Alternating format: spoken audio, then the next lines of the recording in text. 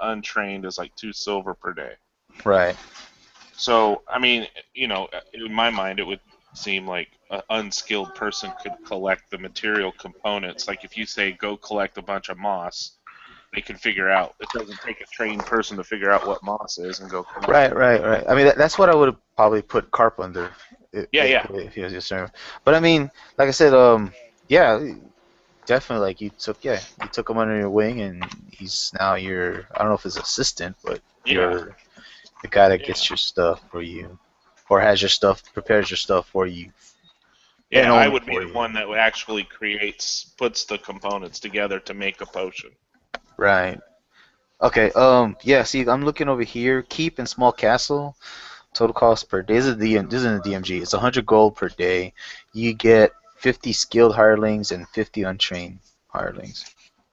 Oh, so he could be one of the 50 then. Yeah, it could be like one of the 50. Yeah. But like this cost is 100 gold. I'm just gonna say it's taken out of the percentage that you guys get Gundren in the from mines. yeah, the mines. Yeah. So that's our just daily operating costs. Right. Yeah. There's actually a table here that I gotta read more into this, but because like there's a thing where there's a table where depending on how you roll, either you make more profit, so you get extra gold, or you end up where you have to pay a little bit more, or the business just covers its own maintenance, that kind of thing. Right, right. But I could take a look at that a little later after, because I actually do want to do a bunch of these downtime activities while. And then, because like I was also looking at like how long does it take for a keep, and it takes the construction is 50,000 gold. It takes 400 days. So I'm like, yeah, this is it. It would be like a couple of two because I'm assuming you guys want to start where the keep's already up, or do you still want to start where keep is still being constructed? So I thought this was a rebuild, just to repair the manor, constructing of walls, and then just a couple little tweaks Ah, to the Well, downstairs, like having an armored door inside that secret entrance, and right. spreading out some of the water for the cistern, a new bridge over the crevasse where that one collapsed. That Right. that's a lot of work. one guy whined about for 20 minutes. Oh, I've been meaning to. I haven't been able to put in the picture here, but I'll do it on the next one. It's actually show. Maybe I can do it while we're doing this. Um, but yeah, well, I mean, when you guys or when we, well, this is like I said, it's like 2, 3 years after the fact, maybe 4 or 5. So, anything else besides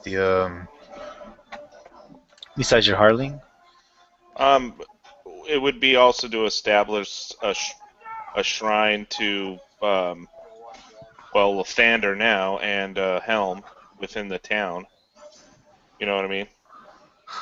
Because we had that. There was the one shrine in town, but it was kind of a mess. And Oh, Yeah, the like lake. the Timora, Mister was it? Grael was the head of that, right? So trying to bring Yeah. that back to, you know, I don't know if she'd be too because I mean the town is they revolve all around that Lady Luck. So, I mean, you can always but I mean, yeah, one you in the could. keep. Yeah, it could be in the keep, and yeah, yeah, yeah, yeah. That's fine. yeah. I mean, it wouldn't be something where we're training acolytes or nothing, but I mean, it could eventually, but not at this point in time because it Yeah, would well, take. yeah. It's like a small chapel kind of thing. Yeah, Yeah, yeah. yeah, Oh, yeah. uh, I'm thinking that I might have enough money and time to do it as well, but I'm wondering if I could look over the shop area where we sold those rings, those platinum rings that we took from the crypt. Uh huh. If I could find them and buy them back and put them back in there. You mean with back with the The Trustadors, sarcophagus? yeah, put them back in the sarcophagi. Well, you Wouldn't we guys, clean that out? yeah, did you guys like pawn that stuff out? Yeah, that's what I mean. But where would they? We sold them in Fandolin, so the rings would still be there somewhere, right? Well, I mean, the only thing first I could think of you probably sold it to was linen, and yeah, I mean, I would say like she didn't like get rid of it. She probably put it as part of her collection, you know. Oh, okay. Well, So, I kind of wanted to return them to, because I had misgivings about that to begin with.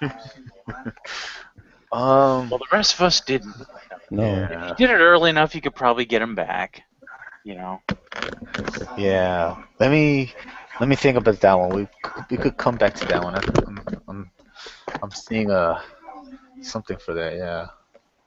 Wouldn't we clean that out though? I mean, wouldn't we Well, clean? we Like, could take we all the could dead shift them bodies to a out? new. Yeah, we Yeah. could empty that room, but Okay. I Oh, those okay. Okay. Re-sanctify the dead. Yeah. yeah, re-sanctify Yeah. them, rebury them. But I would put the rings back in with them when we did that. Gotcha. I would Oh, love yeah. to. Gotcha. I'm Yeah, with you. yeah.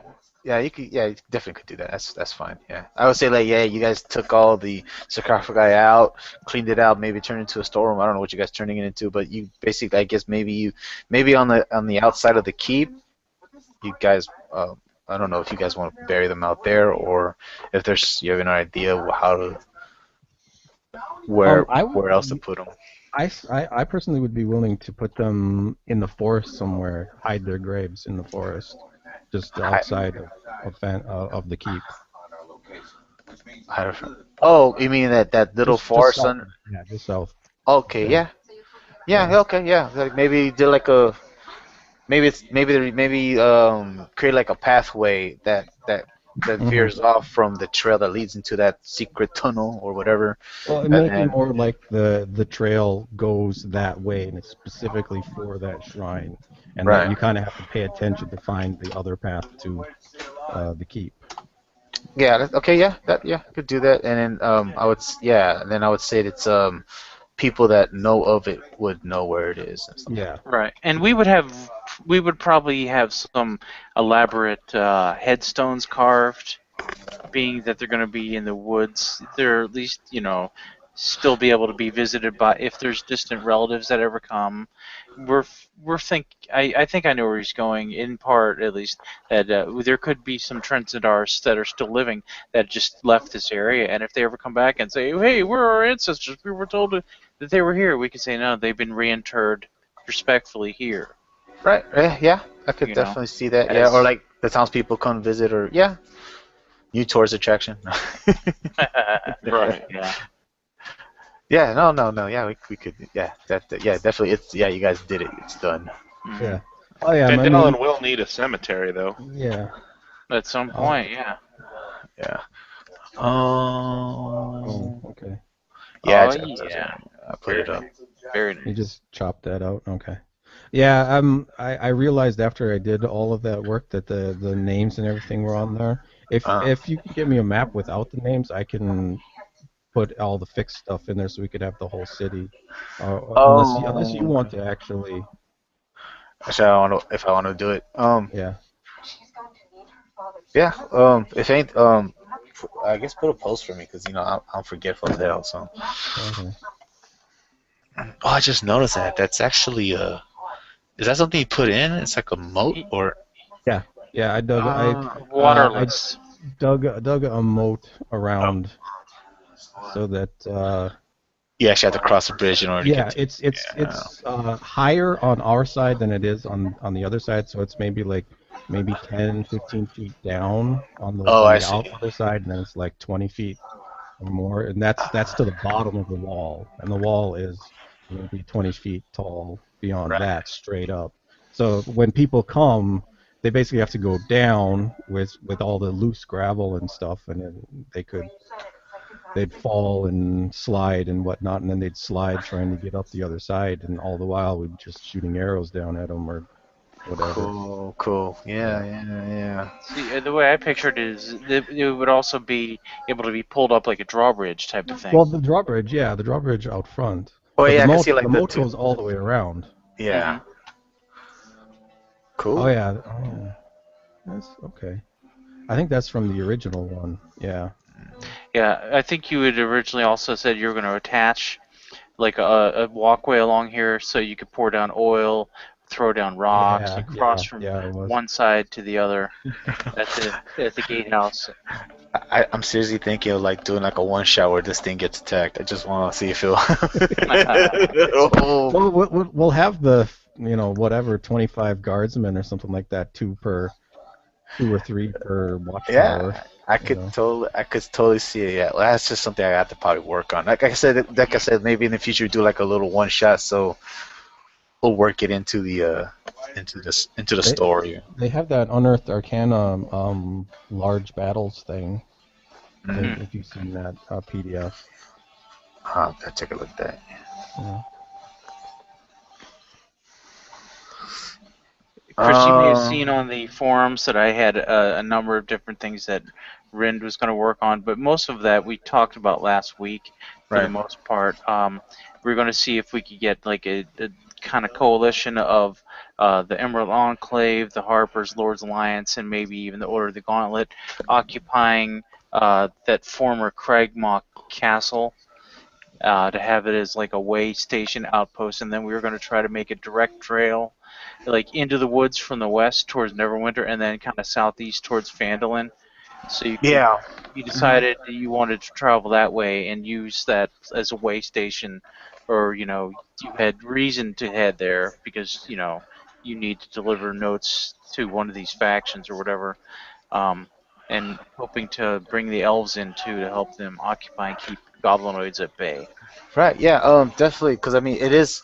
I would say like they probably within this time maybe they're not done yet, but because it does have 7 towers, so I would Hmm. probably think that each of those towers represents a faction. I think was there like 4 or 5 of them. There's five, but I didn't know if we were going to invite the Zentarum. Oh, Maybe towards the end, like, hey, you can have this tower here. The yeah, they could elves can have. take a faction, the dwarves can take a faction, and the other ones. Yeah, like yeah, I would see that like it's a how you say like not like an embassy, like an embassy suite. Yeah, Uh, sort of like a common meeting place, like sort of like a UN. yeah, and then we said something like I made a reference to like John Wick, where it's a place Mhm. where nothing like Yeah, no no business is conducted. Just it's a meeting place for like a neutral ground. yeah neutral ground, yeah. And then if anything happens, and yeah, that was my answer to the Zentarim Rim and stuff like that. Hmm. So if something does Right. happen, then there'll be some type of consequence or Yeah. something like that. Well, you know what though? I actually heard something about the adventure path that with the rise of like the dragon cult and all that, that all the different factions are banding together, even the Zentarum. Uh huh. They mentioned that like on the blurb on the back of the book, so I'm wondering maybe that's going to be coming, working cooperatively Oh. between the factions, I mean, I if would they think. have a new I would threat. think so. Yeah. So Yeah, I honestly don't think they're ever gonna make the factions like fight to the death kind of thing. Maybe they'll have an Mhm. altercation, but I don't think they'll ever make them like become rivals or yeah, mortal enemies well or they anything. use them a lot in the Adventure League too, Yeah, it's to true. get Yeah, all they're like. get all those benefits and everything. hmm Yeah, the renown points and stuff like that. Right. Longbow, cool. Yes. You said something about poisons, or is that potions here? What's potions? Poisons. Poisons? Yeah, with the assassin archetype, I'm proficient in poisons now, so I wanted to get a hold of some stuff for sleep poisons. That I'm not trying to like kill people off with poison, but if I can hit foes with them, and make them fall asleep, then we can capture them, throw some manacles on them, question them. Sometimes we even turn them loose, like we have with goblins, or drove off some bugbears from the lost mines and things like that. So Okay, so here we go. Maybe you want to list this. Maybe we'll list this down. You get. I don't know if you have the DMG, but do you have the DMG? I have a PDF of it. I can Oh, open. okay. It'll be page 258. Um, I would say you probably have. Oh, I would say start off with maybe two vials of each. So basically, just 2 charges until you could make it again. And then we'll figure out how you're gonna go about making it again because you actually have to get this. It's like the items or something like that. But 2 vials of which type? you get the truth serum.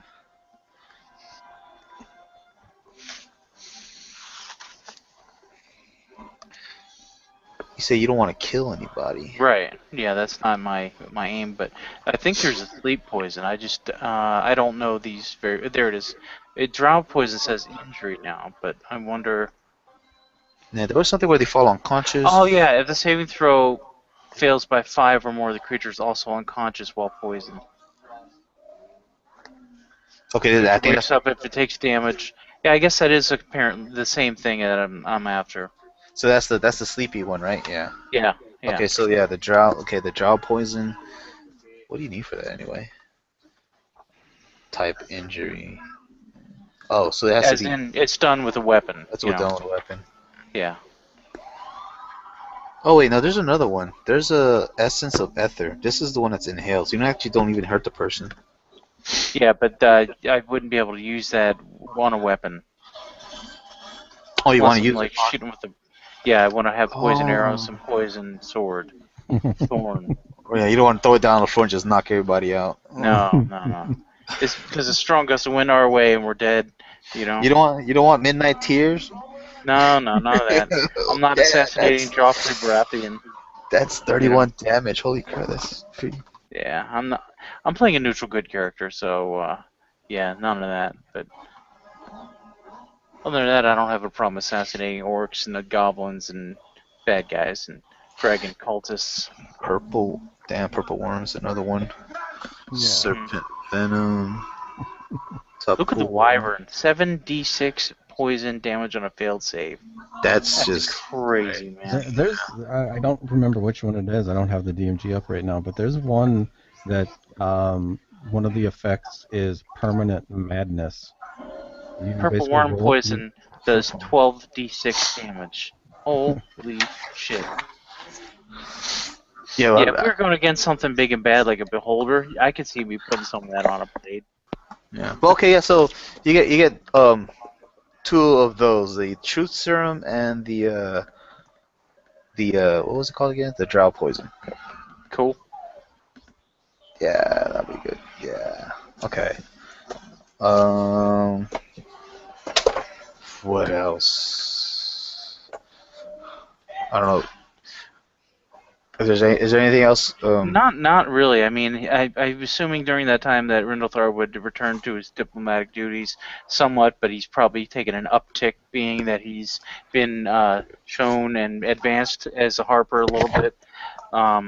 Some returning home, and then some maybe brokering. We're not sure what we want to do with the +1 longsword and that spider staff. Oh, the one that Talash has in. Oh, no, I didn't give it to him. He has the staff that actually has Yeah, staff a of defense. shield. Yeah. Staff. But and he could use the spider one, we were thinking, but I think he likes the defensive parts. Yeah. The Yeah. spider staff is awesome because it casts web and the spider climb, which I really Rindlethar would love to be able to shoot up a wall and rain down arrows, man. While he's out of reach of all the like missile attacks and everything. Right. Yeah. That could be fun. But also, now that I have that new rapier, I'm probably going to want to get into melee. Because I have +8 to hit. That's right. He got the thorn. Mm-hmm. Right. Oh, and you were looking for some type of bane, right? Well, yeah, I was looking into that over that time to see if there was a way to transform it from a plant bane into a dragon bane. To dragon bane. Okay. And I would put money toward that. I mean... Oh, while we're on the subject, Chris, we meant to ask you, what size or value were those platinum ingots we found in that smelting forge? platinum ingots. Yeah, we found 4 platinum ingots. Oh, that's right. Right. We were trying to remember, and we didn't know. Well, we never really got the weight. In the trade goods, we were looking at the trade goods, and it says that 1 pound of platinum is worth 500 gold pieces. So, I'm looking. Which? Yeah, they said it typically it's weighed by the pound, but Yeah. an ingot, 1 pound ingot would be pretty small. So we page were thinking, 157, trade goods, top of the table, top of the page. Right Okay. there. Let me see. Of the player's number. Yeah. Well, I'm hold on a second, because I'm actually checking back the what we call it, the actual, the actual module. Okay. Yeah, because it should have given me some type of. I thought that was like one of those uh, good rolls, and therefore you kind of threw us some extra treasure there. Oh, nah, that's no wonder I could never find it. Yeah, that's true. That So was something I just basically, turned. It was a good roll, yeah. yeah, You rolled D4s for it. yeah. What page was that again? You said? It's 157 of the player's handbook. Top of the page, the table for trade goods. The very last entry says 1 pound of platinum is worth 500 gold pieces. Because that's enough to give you 50 coins, and 50 platinum is worth 500 gold. I'm pretty sure that's what it was. So it's basically 4 of those, 4 Should- 1 pound ingots. Uh, ingots. Pound of, is it the same? Because ingots are. What is an ingot? An ingot is just a block of a metal, of a specific That metal. comes in pound denominations. It could be 1 Oh. pound, 5 pounds, 10 pounds. Yeah. Oh, so it's an actual. Okay, so it is what I'm thinking. Oh. God, what? Wow, dude, come on. World of Warcraft ingots. Hello. Okay, yeah. Yeah. So it's 4 of those. Yeah. 4. Okay. I mean, it would have. A better explanation could be like it wasn't exactly four blocks. Maybe it's a chunk here and a chunk there, and because it was left over from. Yeah, okay. See, that's what I was wondering, if you were Yeah. thinking of ore rather than ingot. Because if it was ore, that means there's, slag and things in Impurities, it. yeah. Yeah. Well, I mean, we'll say that for for to make it easier, I guess, that yeah, it is what you guys found was basically 4 pounds worth of ingots. Like if you were going to, That's fair. Okay. It's 1,000 If, apiece. yeah, if you melt it down. if you melt it I- down and you got all the purities out and stuff like that. But I mean, like just like for fluff, maybe you guys like, oh, I got some of an ore here, maybe a chunk of an Okay. ingot there, and then because you probably did like a thorough search or just like Yeah. oh, shiny in it. Just start putting it in your bag. Yeah. Yeah, Like, but I banged mean, one up and the Yeah. dust and the dirt fell off, and it was like, oh, it's shining. yeah. I wouldn't think that you would find like just 4 blocks of Already ingots. melted Yeah, blocks no, stacked. it's just something you guys probably like gathered together, and then Okay. probably So, when you put it all together, you're like, hey, this is what we could do. Yeah, I just want to make 100% clear. There's 4 of them. I mean, it's 4 1 pound pieces basically when we merge it all together. So Yeah. in total, it's 2,000 divided amongst us if we sell it. Yes, Correct. Okay. So basically 500 a piece. 5 piece. Yeah. Yeah. Cool. I'm okay with that. Yeah. Okay. And now, how does our money values from the last thing carry over into this new one? I mean, expenses. What would we? Is this just we get to keep it, or? Well, I mean, it probably won't. I was just gonna say, just whatever you guys have is what you guys have, just to make it, Okay. a simple rotation. Yeah. I mean, just to, yeah, just to make it simple, because I don't want to do the whole math and all that stuff. And Oh yeah. but I was gonna say, like, whatever you guys have, that's what you guys have, and then you just say like over the course of those 3 years, maybe it, It your went up and down. it Yeah. went up and down, and then you guys paid off this and stuff like that. But more or less, you guys, it's not like you guys like really saved up for anything, or you just kept, I guess, kept within the means of what you have. So Yeah. Yeah. So, and then again, were you allowing me to take a trip and get plates from somewhere? during that time, or not? During that time, I'm gonna say, you mean the adamantium? No, not the adamant. No, just an interim thing. Oh, Just, to get your plate or split? yeah. Yeah. You guys were able to, like, yeah. You probably went over to within. Yeah, of course. Yeah, you had more than enough time to go over to Neverwinter, which would be obviously the closest city, and get something ordered, and maybe after a couple of months it's ready. But yeah, within I say this 3 years after the fact when you guys are Okay. gonna start this new adventure. Yeah. I'm interested in how it's going to actually be brought to our attention. How are we getting pulled into the events? Yeah, that's true. Um, yeah, because I did tell you guys some, what do you call it? Some hooks that you guys could probably consider or something like that. Oh, Yeah, yeah, there's yeah. a black dragonborn I remember you mentioned. We had heard tales of. Right, and then because I remember Steve's was like he was an old gold dragon or something like that. Yeah. Hmm. Then if he dies, he goes back to um, But Bahamut. doesn't he have to like serve him properly in order to get that, or? Yeah, he has to. Yeah, exactly. And then if he does everything that he's supposed to, when he When he dies, dies, he like returns to his he his real returns form. his real form. Yeah. Yeah, yeah. I was actually wondering about combining two of them possibly, Combining where two of them. because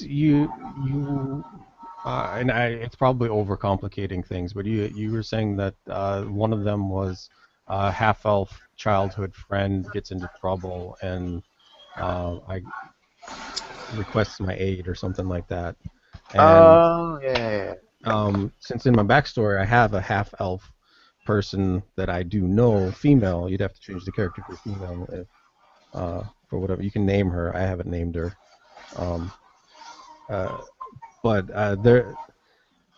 Andel's parents died while he was gone, so it is possible that someone might have been caught up in whatever that dragon cult thing was, and they were killed in retaliation. And Andel learns actually from her that happened.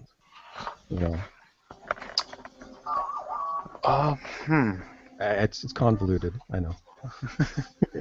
I can just the friend one is fine. I was just thinking that it would be kind of an interesting twist to, like, I'm going along. I think my parents died of natural causes, and I go help my friend out. And then, Oh, I see. And then you find the truth of what the death was and stuff like Yeah. that. That really it was a dragon cult that killed him yeah. in some foul ritual or something. But you said there was like a hit list or something on that as well. Yeah. Just give me a second. I'm actually gonna get the book real quick on it. I mean, it's fun to think. I mean, that's like things that don't need to be pulled out right now. See, here's one of the things though is the fact that we are kind of established as technically a mercenary company or Adventuring company. adventuring company, however you want to Right. put that. We can. It's not out of the realm of possibility that somebody just sends a message to us and says, "Can you help us out here?" Oh no. Yeah, that's definitely possible. I mean, that could definitely happen. I guess I could see that in the close future. That's definitely something that can happen. Hmm. But yeah, I'm sorry because I'm just trying to scan this an image real quick, and Hmm. I'll be able to get this Hey, give you the hooks that I was. hey, Chris, I want you to let me do 2 skill checks. I'm trying to fix up Lenine Greywind of the Line Shield Coster and Andermath, the old Silver Fox. See if I can make that happen. Play matchmaker. Well, I mean, currently after after things cool down and everything, they've definitely have gone closer. But yeah, you could give them that extra oomph to like push them over. Just all right. Well, this will be for her. Okay. Oh, look at that. And this will be for him. Oh, Oh. He finally came around! Oh, yeah, they definitely got close. Maybe. I mean, again, this is me not trying to lie to coerce them, but to show them that it might be, you only have this chance once, and neither of you are getting any younger, especially you, Andermath, and things like that. And you have a chance at happiness here if you would simply, summon up your courage of the days when you were a warrior, and right? Yeah, I mean, I could actually see this happening. Probably, immediately after your victory over Nesnar, and after everything was Mm-hmm. the situation calmed down, probably through like some type of party or celebration, and then Oh, that's I'll probably fund it fully. Yeah, and then I'm gonna say that, and then when that party or celebration happened, that's when you gave him that push, and Mm-hmm. he's like, all right, half drunk, walks over. Just for And that, I'm taking 50 gold off of my inventory for paying for a grandiose party for the whole town, and good wine and ale to be brought in, and the finest food, and the silverware and the whole 9 yards. Sweet, here. Yeah, after you talked to Endermeth, and he walked over, well, he was kind of tipsy, talked to Linin, and as the festivities drew on, you lost track of him. Oh, well. And then years later, it's known that they're a couple. And years Awesome. later, they got a 2-year-old. Mhm. Nice.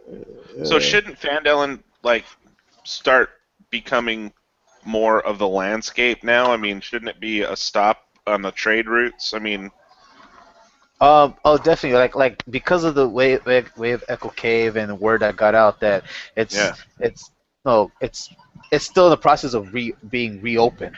So there's been an influx of people. Miners for sure. good. Miners, Good, sure, good. and all that stuff. Yeah.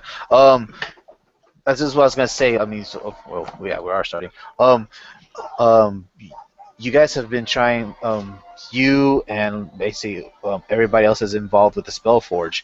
They've been trying to reharness the power, Oh, baby. but they're still having trouble. The best that they could do, because the last time when you guys used it was by hours, right? The Yeah. best that 1 to 12. yeah, the best that they could do is days now. This is as far as they could have gotten, but they still haven't figured out a way to do a permanent, I guess, imbuing of magic into weapons or items or anything like that. However, from the Lord's Alliance, there's been a request for a blacksmith, a dwarven blacksmith, by the name of Rogar Powerfist, on behalf of the Lord's Alliance, coming from Neverwinter. You guys heard about this? Hey, Chris, you're cutting in and out a little bit on my end. Oh, I am? How about and everybody else? Yeah. Am I right? It's only some of the words where it was like fading in and out. Oh, okay. Well, okay. Like I said, there's been a request out for a Rogar Powerfist from Neverwinter. He's known as an arcanic blacksmith. Still cutting in and out. Hello? yeah. I can No, hear we you. can still hear you. That was Oh, better. No, you're fine. Oh, okay, I'm fine. Yeah. Maybe it was just a mic issue or something.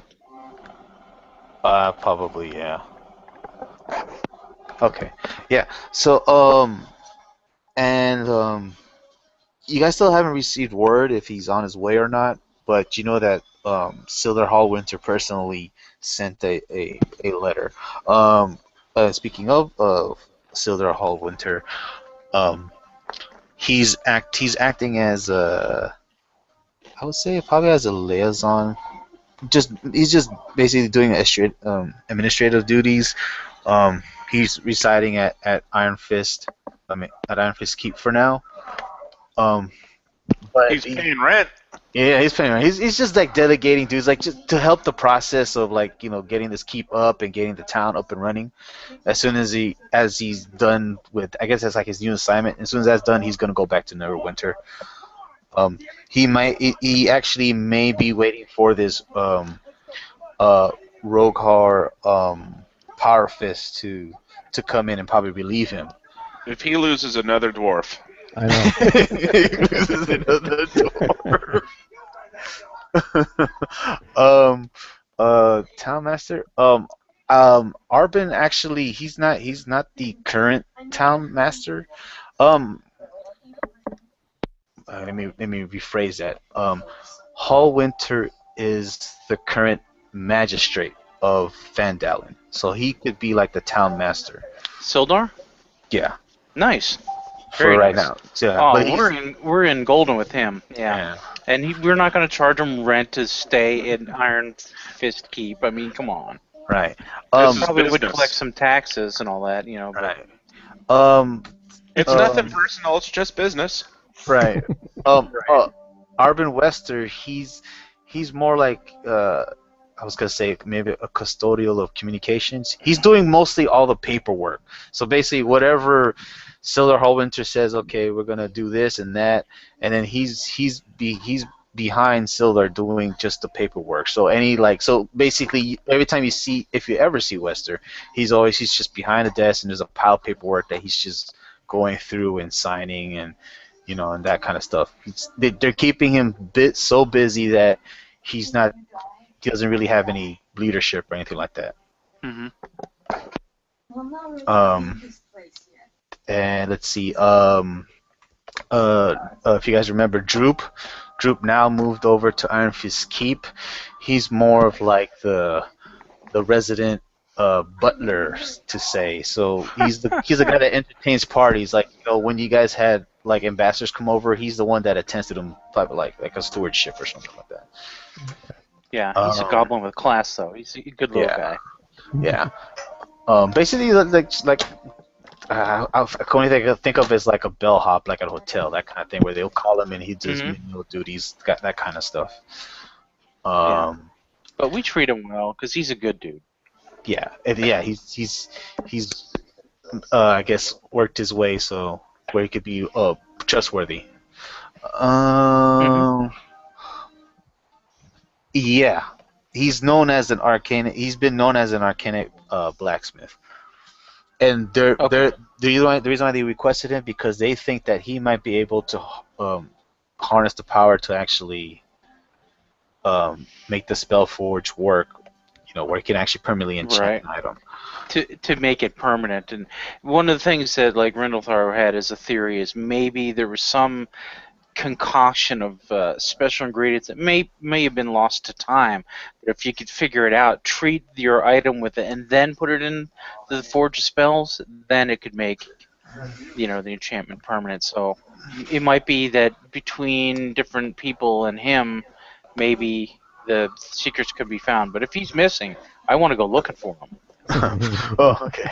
Well, no. There has been no word yet that he's missing, but you know that it, like, give or take, this is like the third year or the fourth year, and it's only been like a month or two that it's been sent out. So maybe you don't know if maybe he's still making arrangements to get over to make the move or yeah.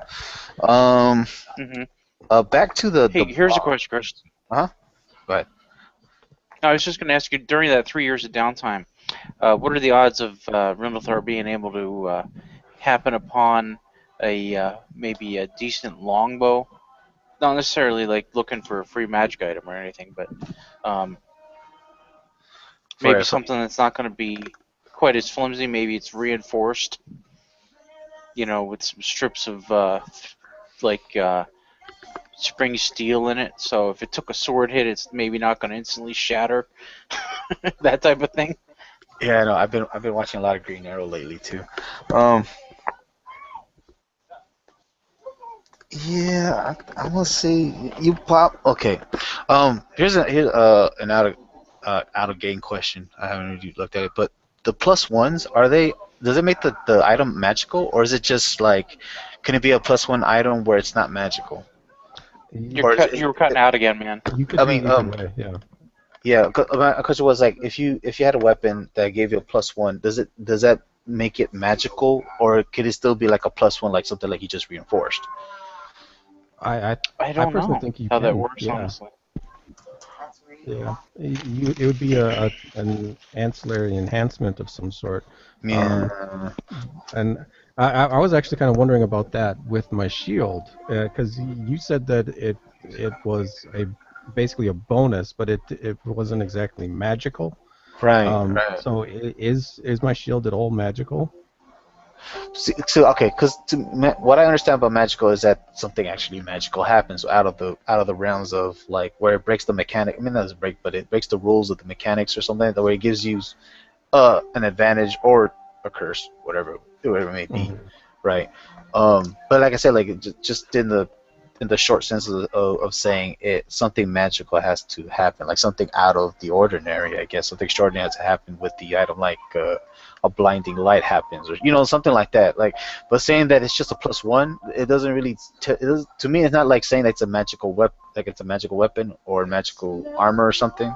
It's just Mhm. maybe you just might have just reinforced it Okay. because again, when I'm thinking about that, it's like the mechanic about like if you hit a creature with a non-magical weapon, if you hit it with a +1, is that considered magical or is it non-magical?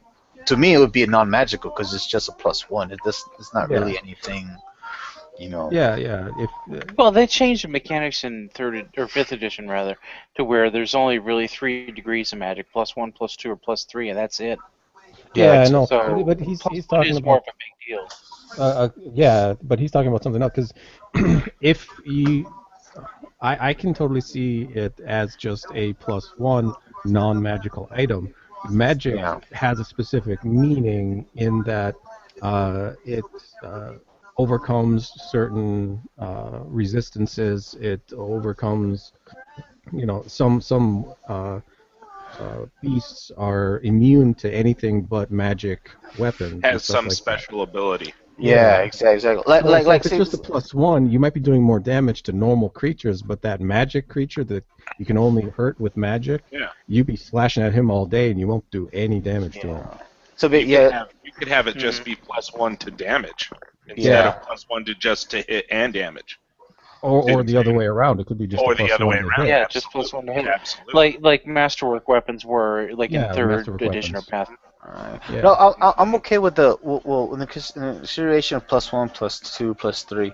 I mean, to me, that's just you reinforcing your weapon or something like that. I mean, yeah, you could say like, okay, it was imbued with a magic where it just automatically gives it.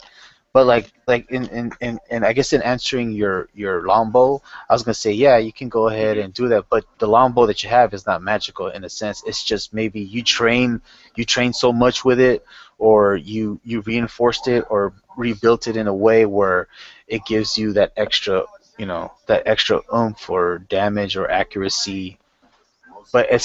it's not magical at Hmm. all. So like if you're gonna hit a Correct. creature where it will say like it takes magical damage or something, it you won't be hitting it with magical damage or anything like that. Right. Okay. Well, in So, this case, I'm probably gonna have to dish out some coin to have something like that constructed. How much is that gonna run?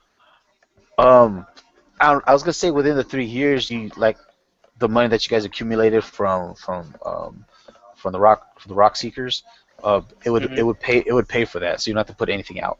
That's what I'm saying. Sweet.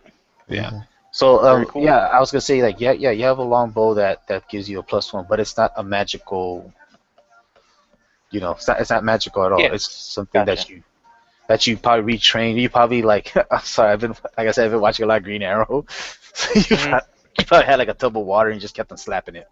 You guys are watching Yeah, I've seen every episode of that show. It's decent. Yeah, exactly. Yeah. Yeah. Okay. Okay. That actually brings back to questioning about my shield here. Um, since it's not a magic bonus, uh, it's just like a plus. It's a 3 AC shield rather than a 2 AC shield. Correct? Yeah, it gives you a plus. It gives you a plus. Was it +3? Was it? Yeah, +3 instead of a 2. Correct? Yeah. Yeah. Okay. Yeah. I was gonna say. And I was wondering I guess since it's no longer magical, I haven't been adding in any things to my attacks or damage. Uh, Does it actually, does it have a bonus to that, or is it just straight up? say again if. With when I'm doing the shield shove, Oh, okay, yeah. do I get any? I mean, it already gives me advantage, so I'm sure it doesn't give me a +1 to the attack. But does it give me a +1 or anything to the damage? No, No? Okay. just I, just I just a haven't I regular. haven't been doing that, so I was Yeah, just wondering. it's just a Okay. regular D6 that we've been doing, right? It's is a Oh, D4. D4, yeah, Yeah. D4. I can do a D6. I'm going to do a D6. Yeah. But you resharpen it, add a new spike. No, no, no. That's fine. Yeah. So like, yeah, I guess that would be the answer for like weapons that are like +1, or circle 1, circle 2, circle 3. Yeah. Um, So I mean, yeah, just pulling back kind of the masterwork versions in 3.5, oh, where that's what it was called, yeah, master they had version. masterwork weapons. They were exceptional weapons, and they gave you +1. Was it just a +1 to hit, or was it a +1 Yeah, both? Okay. +1 hit only. Oh, okay. Yeah, yeah, exactly. I mean, especially you guys have been leveling up in a sense. So like, you guys are getting more accustomed to your weapon, or maybe you customize it. You know, I mean, you're leveling up with the weapons or the gear that you have. So Yeah. it's not magical in a sense, but you just know how to use it, or you've done something where it gives you an advantage in combat, or whatnot. Okay. Yeah, with this, maybe you already are bringing him in for what I wanted to do with my weapon, but Oh, yeah, the Dwarven hammer. yeah, because I Oh was yeah. I was thinking another way of going was actually if like someone he's like so far up in ability and craftsmanship and everything like that that maybe he's actually set out to create a dwarven warhammer when he actually starts working with the forge, but the power and everything is off, and he just comes up with this thing that I asked for and is like, he thinks it's garbage because Mm, his standards are so high, so he kind of like throws it in the corner, and right. and Well, somebody picks it up and brings it to me. right. Well, I'm gonna say no, that does not happen. But when you did talk to Sildar, or when Sildar mentioned to you about Rokar Parfis, you asked him, yeah, you asked about the guy, and he said, well, yes, he's part of what call it? He's from the Dwarven Hammer clan. Okay. So that should give you an idea. Um, let's see, is there anything else you guys wanted to? Hmm. Hmm. Oh, another mechanical thing. Since the horse, the war horse, white stag here that I have for my um, Right. find steed spell. I Right. was wondering how equipment would work with the horse. If I had like saddlebags and I bought armor and things like that for the horse, when the horse disappears, is all that sold to the ground or does it disappear with the horse? I'd say it disappears with the horse. Okay. So when I summon him again, it would come back with those things. Yeah, with those things, yeah. That's good because mechanically, Isn't that someone's mic? hold Oh, on. what is that?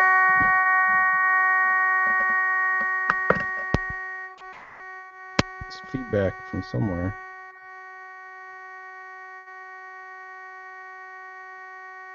It might be Rob. He's left. It's Can not you me, is it? can you mute Rob?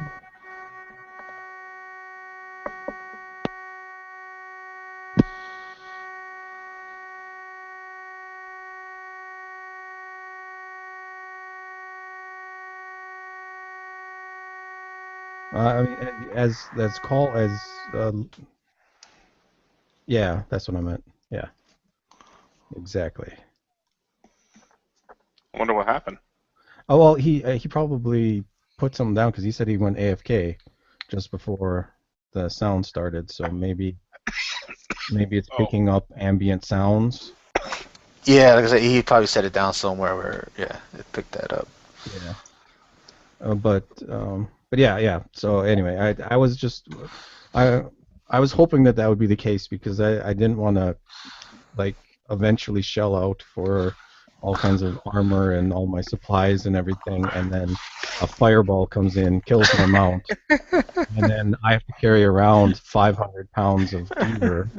No, I mean, no. I mean, if this is something that you actually summon, like it's a spell, I mean, I would say that your steed is of a magical nature. If anything, it'd be probably closer to Fey, Oh yeah, but it is a Fey. it's a Fey, yeah. So I mean, it's not something where like if it dies, that's it. It's oh, my Well, no, horse. yeah, no, but it's just, well, when I, have my saddlebags, I'm carrying, I have my mount carry some of my equipment and things like that.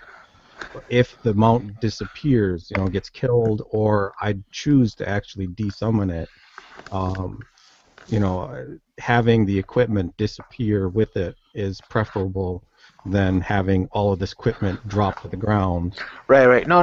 Yeah. No.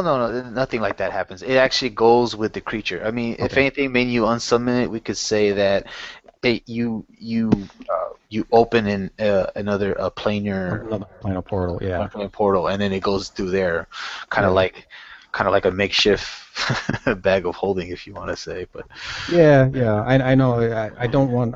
I basically want it to be summoned and out like almost all the time, except for when we go into caverns and stuff like that, and I have to recast the spell in order to bring him back. It's not a ritual or anything like that. So is it uh, just something that just happens, or that no. spell? Actually, the spell says that it takes 10 minutes to cast. It's a second level spell. So I have to use a spell slot in order to cast it. Right. Um, yeah, so basically, at this point, I would have cast him already, and while I'm here, the stag would be roaming around in the forest area, down below the keep. I'm not sure how far that goes.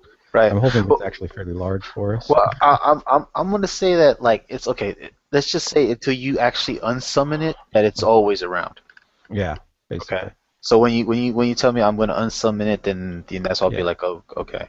So yeah. it's like an autopilot where it's around, hmm you know. Yeah. I Yeah, mean, and so for its equipment, how should I be upgrading that? You know, because it can wear armor. It has the barding stuff. It costs a lot of money, so it would probably start out with pretty low level, maybe leather or hide or something like that well, I at the mean, moment. what is the basic stat of the armor that it has, or is it Oh, just what you? it just has its dexterity as the so it's 11 is all it is And with no then, armor at all. okay. And then Yeah, you, well, what did you want to put on it for? I guess. well, the highest I could purchase for the best AC, um, it has a little diagram in the PHB. Mhm. I mean a table in the PHB. Variant Warhorse has barding for the AC levels, and then it has the type of it there. But then you look at the trade stuff, and it's 4 times the base cost. Oh, yeah, I see it. So like if I tried to get plate, that would be, what is that? That's 6,000 gold in order to try to get plate on him. So that's not happening. Yeah. So, Um. but you know, some of these other ones, like leather is like 10 gold to start out with. So that'll only be 40 to Well, get I, them I into guess leather. just what you could, I guess just what you could afford in a reasonable sense. So yeah, I mean, Yeah, if it's, and then I guess as we progress the story, then yeah, you would be upgrading your your horse, your war yeah, horse, yeah. And I also wanted to buy a lance that I keep on the horse. Lance, did you keep on a horse? Yeah. Just Okay, a yeah. regular lance. Cool, done. Just take it off if need be. And so I'm thinking. I'm thinking probably the only one that I would realistically be able to put on him would be Kane for now. Yeah. 75 times 4 is that's 300 gold. Mm-hmm. So I should actually subtract that from my inventory. For inventory. Yeah. Well, how much gold do you have so far?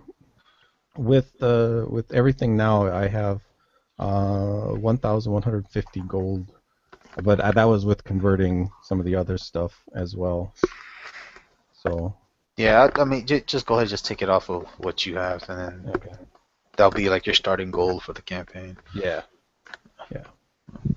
And when I actually start getting some decent money, I'll try to upgrade him as well. Right. Cool. All right. Sorry, guys, I had to go. Yeah, I was about to say, like, I gotta go take a quick bio. 2 minutes, guys, and I'll be right back. Cool. Did I miss anything important? Not really. More logistics.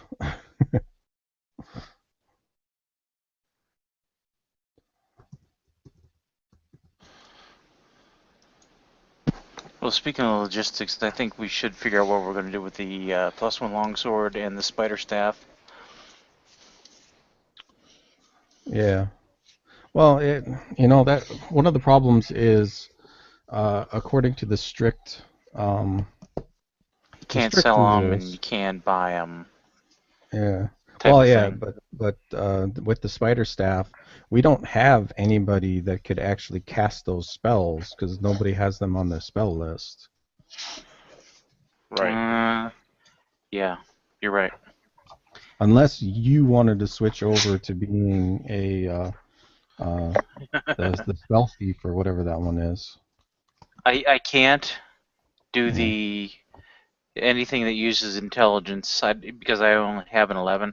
I'd have to go with something charisma based like a sorcerer. Yeah. And do they have those spells on their list? Probably, right? Yeah. A sorcerer has just about every spell that a wizard does. I don't really see that in Vinothar's Path unless, I know. I honestly was hoping we could get maybe a fifth player who's going to play some sort of a caster. That's one of the things that was really cool when Devin came in because he was playing a caster, Yeah, we are kind of weak on the arcane side of things. I mean, even the Bard was pretty good. It increases. Some of the stuff was helpful. I think the Bard has those spells. Let me see here. No, doesn't have web. I wonder if he has spider climb. No, doesn't have spider climb either. Mm-hmm. Well, that makes that a lot easier. Well, what about a potion? A warlock has spider climb, but no web. Mm-hmm. What about creating a potion that does it? That'd be handy to have. Yeah. I wonder what the components would be for that. In regards to like the spider staff, I would just say this is what I'm thinking. The +1 was it Talon, and the spider staff. Yeah. I mean, if anything, you guys probably have some type of armory or maybe some type of showcase room in the keep where this is. I'm not better words, like trophies from your adventures. Mm-hmm. Yeah, I have to keep like the pipe and the stein. Yeah, exactly. So I'm thinking like you guys have some type of that kind of room. So until you guys can figure out what to do with it, it'll be there. That's what I'm saying. Well, Rindlethor wants to be able to climb walls and shoot arrows. So, But we don't we don't currently have any way of having that work because, as he was saying, whoever's has to be able to cast those spells has to be on the spell list, and we don't have anybody who has that. So for now, Yeah, we'll leave it behind at Iron Fist Keep, along with the longsword. I'll take that potion of flying if there's no objection. So. yeah, you can. That's fine with me. That's right. You guys had a potions of flying. Yeah. And there was a potion of healing. Somebody grabbed that. I still have one, so I'm good there. I'm pretty sure that Flash grabbed that potion of healing last We time. all have them because I can make them. Yeah. Nice. Yeah, so I guess everyone has at least one. Well, At yeah, least. I still have two. What's the expiration date on healing potions? When do they? There isn't one. Because Don't think mine there have been is in one. my bag for 3 years now. Good for you, man. Hmm.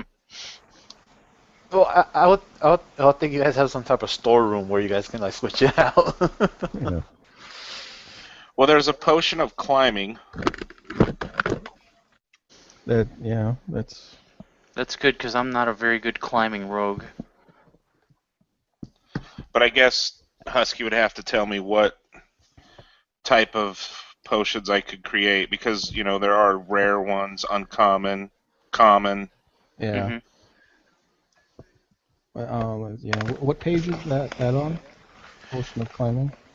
That's in the DMG on 187. 187. Yeah. Well, until I could figure out if there's like a table or something, I would say all the commons. Wait, what's your spell slot? How many spell slots do you have? How many spell slots? Yeah. I have 4 first, 3 second, and 2 third now. There you go. That would be the uncommon, or was it common, uncommon, and then rare. So I just pick which ones I can make? Based off your spell slots. You kind of get me? I think so. So yeah, your level 1 would be your common, your level 2 would be your uncommon, and then your level 3 would be rare. So you can do 2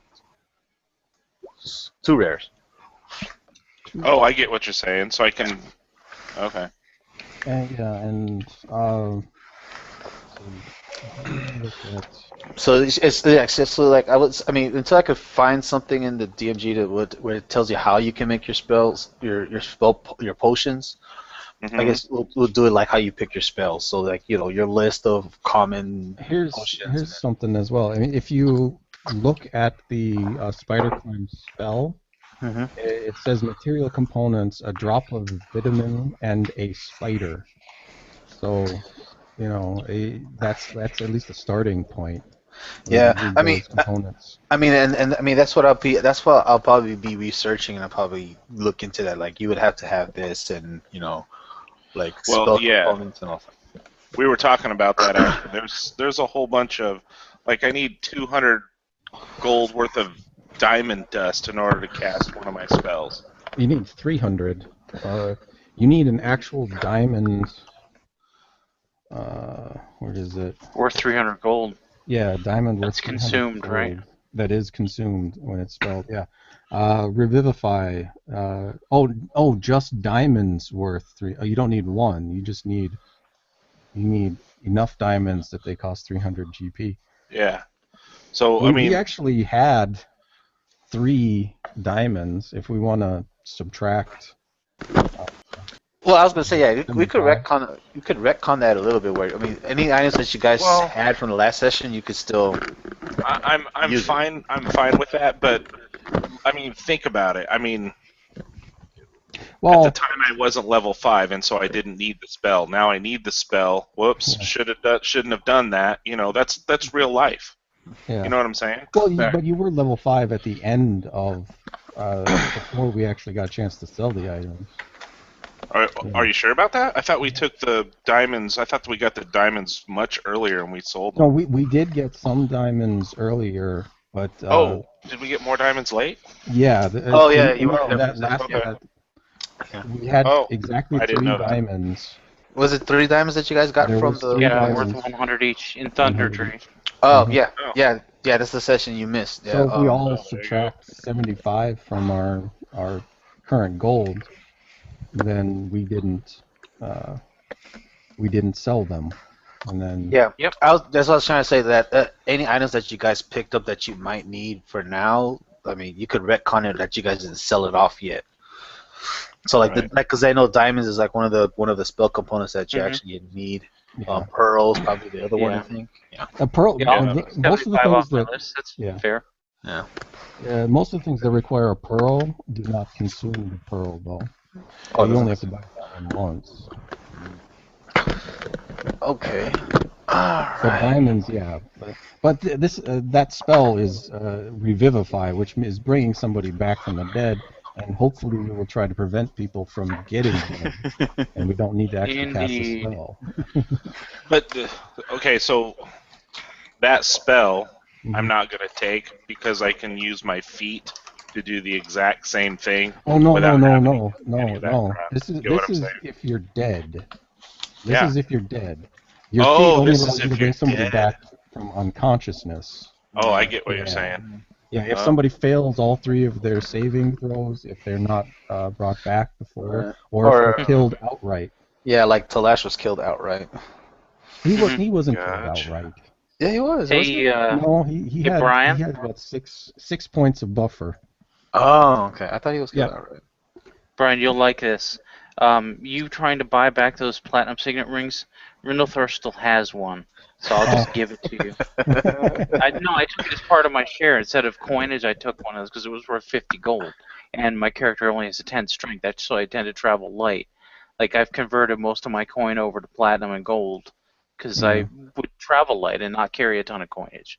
So it only But would I'll have just cost give it me back to you. 100 to No, get all of yeah, it back. to buy the other two. I'll Okay, just give okay. you the one back and say, you know what, let us put these back and wish them peace in the afterlife, and Mhm. hopefully Lady Luck Timora will smile upon us, Okay.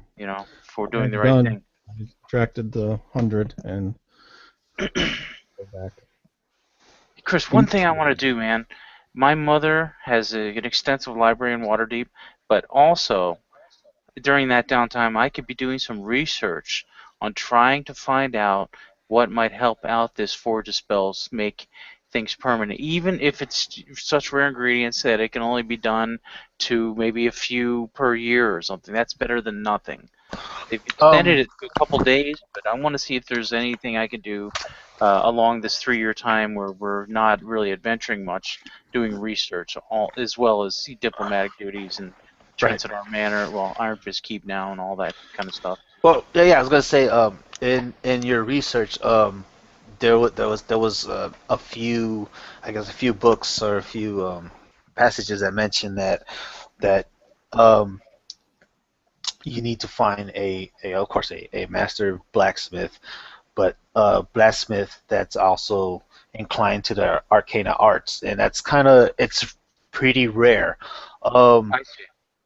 you probably did some research about the spell forge like back in the day when it was in its prime, and that's what um I was gonna say. Well, yeah, okay. The history is that there was a clan that was employed by the Pendelvis Pact, which was um, which was the Dwarven Hammer clan, and they were known as blacksmiths and also to be uh, inclined with arcana arts and magics.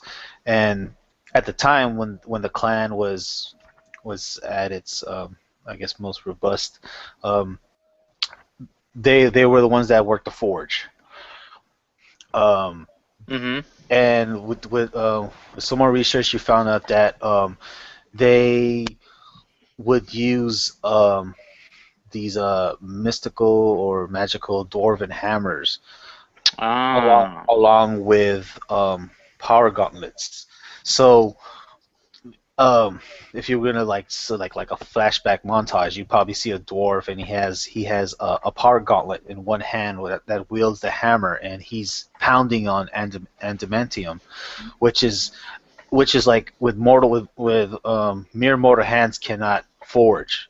You actually need the attunement of a power gauntlet and Mm-hmm. the dwarven hammer. When you say Power Gauntlet, are you talking like the gauntlets that Lash currently has? Uh huh. Oh boy.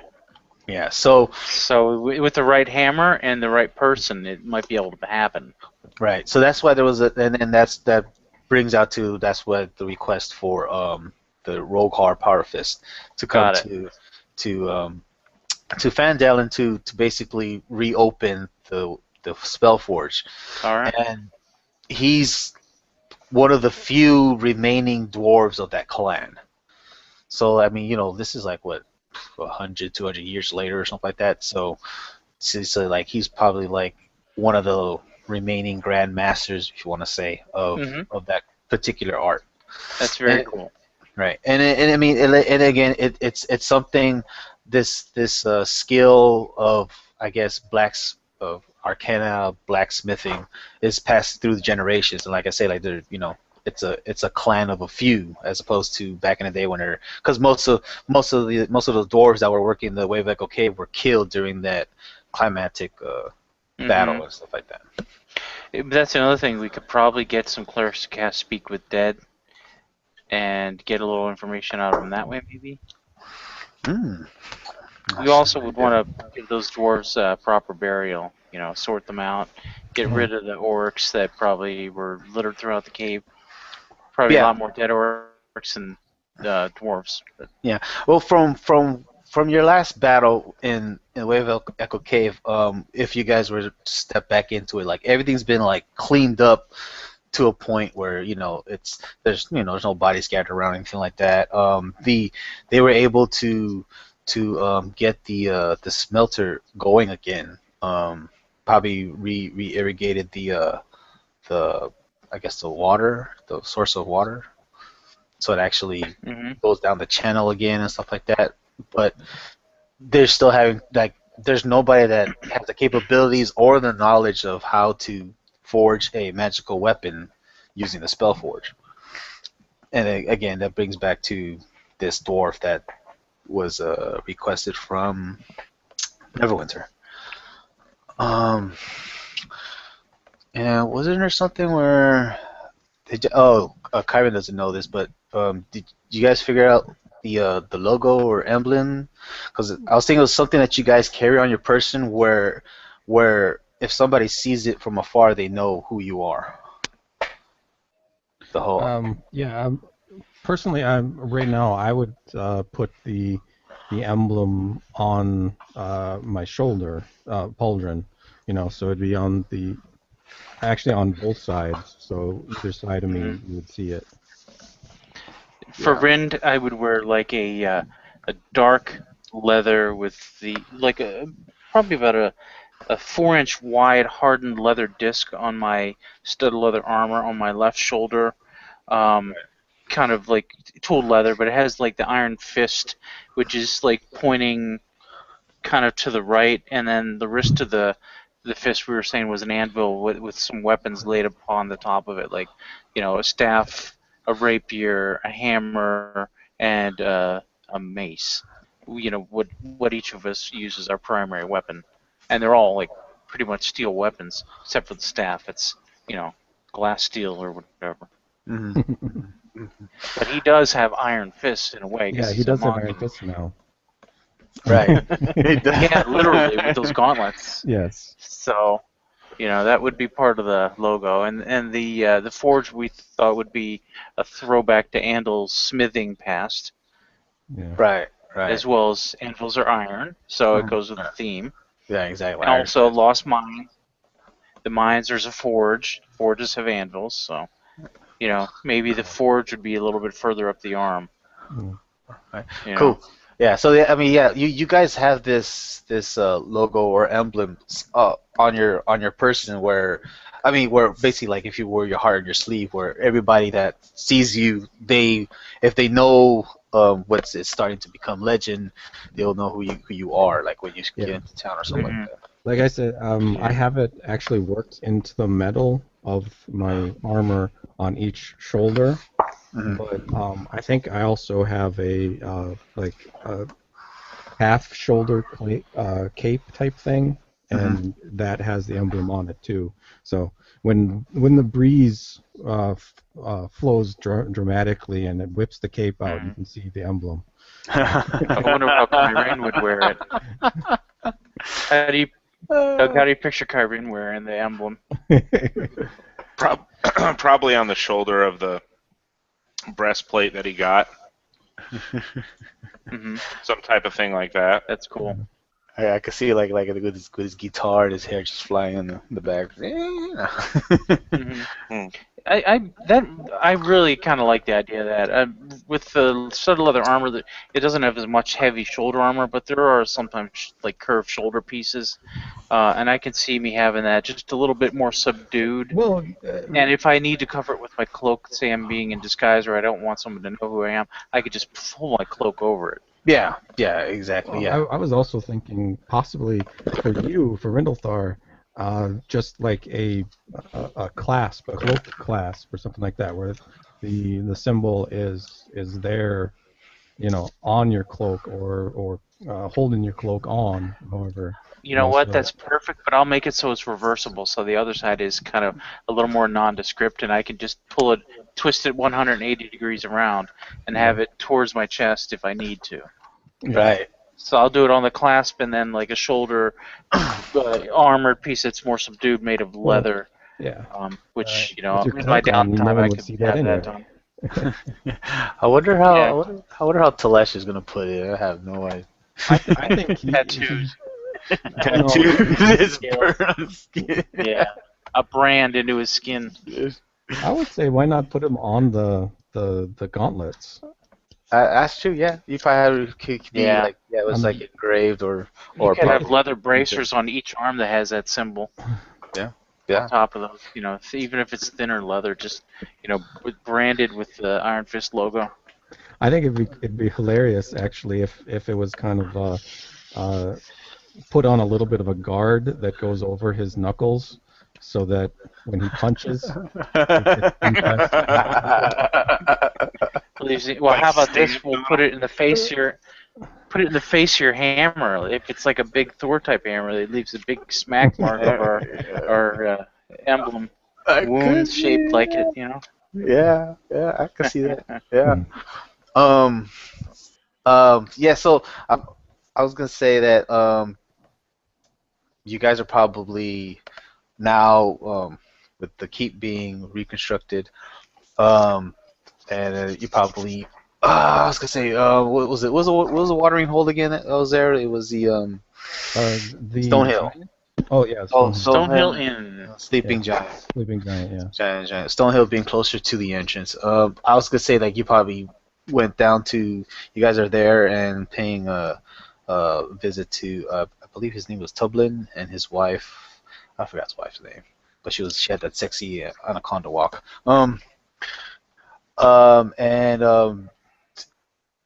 If you remember the map that you found, Andal. Yeah. Like that's why I put up the map of the Sword Coast. There's a big X. I guess I could draw it on there, can't I? There is an X right over. Oh no, that's not an X. That's a square. Okay. Well, anyway, there is an X that's marked over here on the map. That's Star Meadow Hills. Star Meadow Hills. Star Meadow Hills. And you've been trying to figure out why that was marked off. Okay. Yeah. How much time? Was I able to learn anything about that particular location, history, and stuff like that? You probably did some research and you came across a passage. You don't know if it's in relation to the Star Metal Hills, but it did say that. Well, the passage says that a star fell from the heavens, where dwarven hands made strong, magical, a new metal. Okay. Oh, actually, sorry, I read that wrong. It's stars fell from the heavens, where dwarven hands made strong a new metal. Made strong a new metal. Okay. Yeah, and you're like, well, that might have something to do with Star Metal Hill. Yeah. Chris, was that a new metal or a new mantle? Metal. New metal. Metal. Okay. Interesting. Um, This could be adamantium. all right, and then yeah, and when you looked at the map, you're like, okay, it's where Neverwinter is, and there's I don't know what the name of the river that runs through it, but I mean, it seems to end where the river ends into the Into I the guess into hills. the hills. Technically, those are hills, so the river kind of starts there. It starts there and then yeah, okay, flows out to the yeah. That's what I mean. The other way around, right? Um, and like I said, you guys are at Stonehill, and there you guys are probably it's probably like mid afternoon. You probably just enjoying us like a early supper or something, and the I forgot what doors they had. It's been so long. I guess like the double doors or the doors to the stone hill. They open up and there is a dwarf and he's dressed in this dwarven armor that you have not seen before. I mean, he's not being stealthy or anything. He's pretty loud, clank clank clank clank as he's walking up, and you see him. He's chit chatting with Tublin, and then they're talking back and forth. And he tells him. I mean, you don't hear, but Tublin's like pointing in directions, and you guys know that he's probably pointing into directions of like the town hall, Okay. stuff like that. And then this dwarf he walks in and he takes a seat at the bar. I was gonna say that you guys are probably well. You guys can tell me where you guys are at in the saloon or in the dining area, as he's sitting at the bar. We're probably at our table that is reserved for us when we're in town. Mm-hmm. In a nice, comfortable corner, not far from the hearth. Yeah. Right. You do notice that this dwarf all he has on him is this armor. He doesn't have anything else on him. You see that he takes off his helm and he sets it down on the side and he calls out to I guess the bartender. He goes, "Oi, give me some of that dwarven ale." And the bartender comes back and starts drinking and he's like, "Oh, I got to find." He's saying something you don't really hear the rest of it, but you do hear at the end he says winter.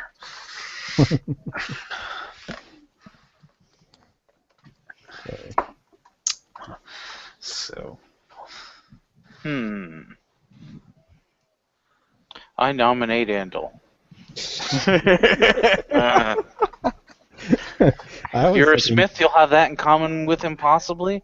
well, yeah, but I'm also thinking motivation-wise, Rindelthar is more chatty than Andal is. Yeah, I suppose. I was thinking that Alright. you'd hear him say something and I don't know, walk over. Well, you don't have to twist Rindlethar's arm to get him to go and chat with someone. He's A new person in town. he's all about that. So oh, another one, please. Rind heads up to the bar with an empty mug to get himself and an ale. Servers are busy tonight. Guess I'm serving myself. Washing the dust of the road away, I see, friend. You can say that, and as you look at him, he's looking at you up and down, probably squaring you up. You can see that his armor it's pretty dirty, Mm-hmm. like he's been through the ringer. Mm-hmm. Does You he want to look write that, injured? friend? I'm okay in a sense. More like a less, I guess. It's that Neverwinter wood. I hate going through there. Can be a wee bit dangerous. Everything from goblins to hobgoblins to owlbears. Even a dragon has been seen. A dragon. Oh, you're speaking of dragon. Yes, dragon. All those other creatures you mentioned, I can handle, but Oh, the dragon, dude. I would not go in there. There is a dragon. I was chased out of there by a dragon. What type of dragon? Mm. Uh, well, I mean, I didn't see him at first. He was camouflaged by the foliage, so I'm assuming green. But he Mm, wasn't that old. He almost looked like a whirling. Yeah. yes, Yeah. I've seen this one you speak of. You guys see me look back. I nod. Um, I've seen this dragon. In fact, my companions and I are local celebrities, I guess you could say, and Celebrities. we've Uh-huh.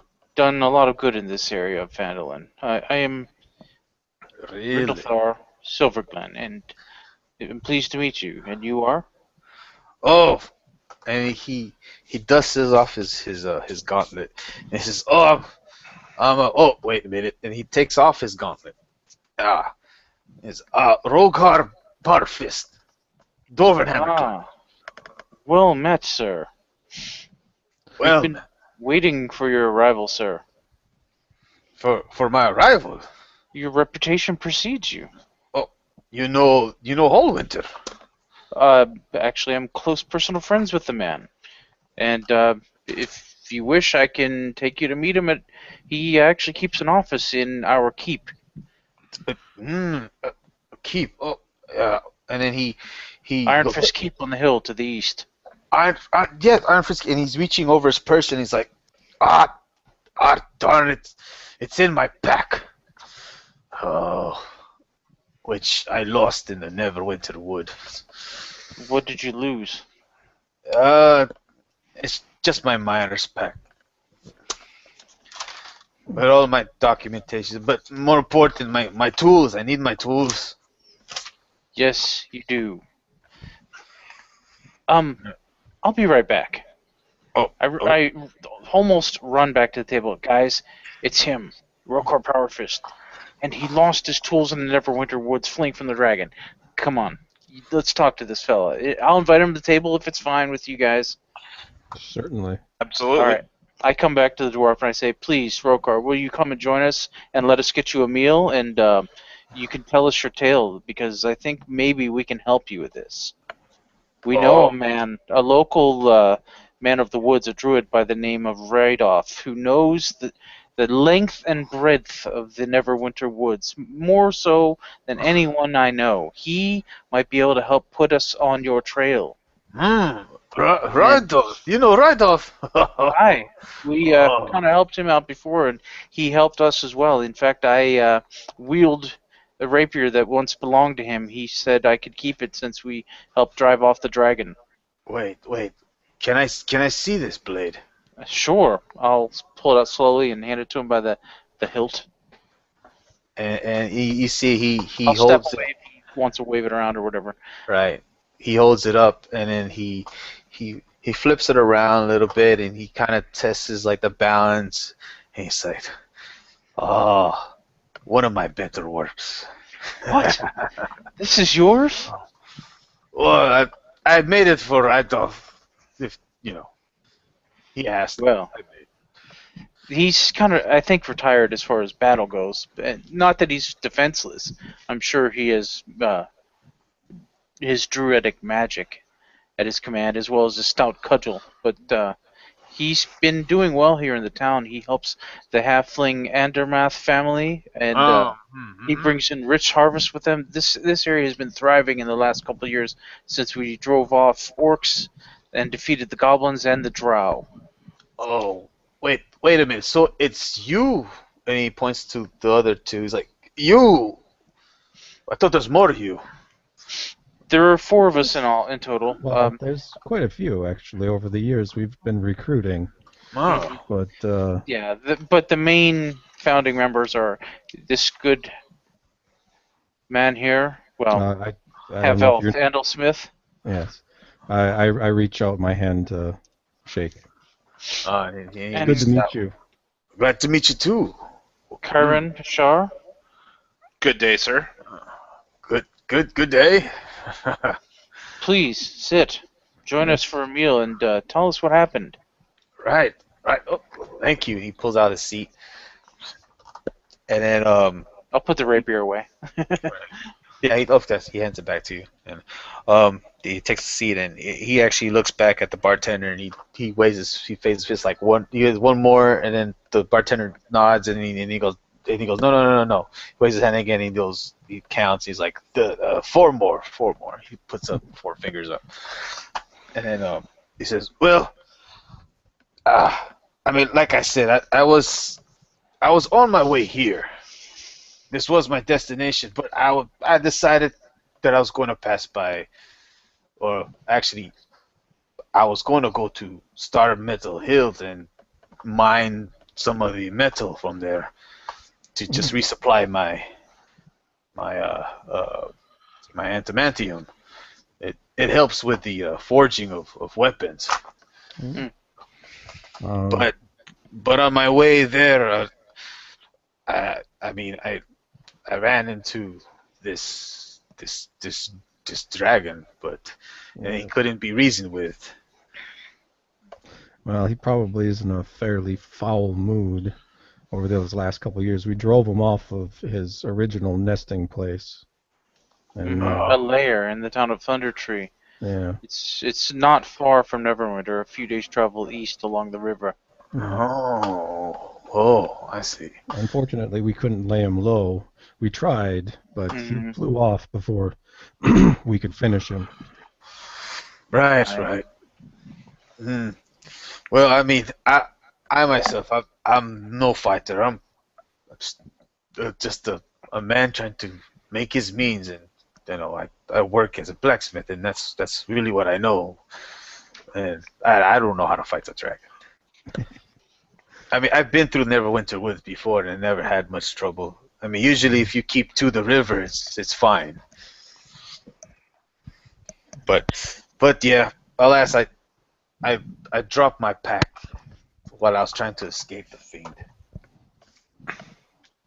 Would you be able to retrace your steps if we were shown you a map?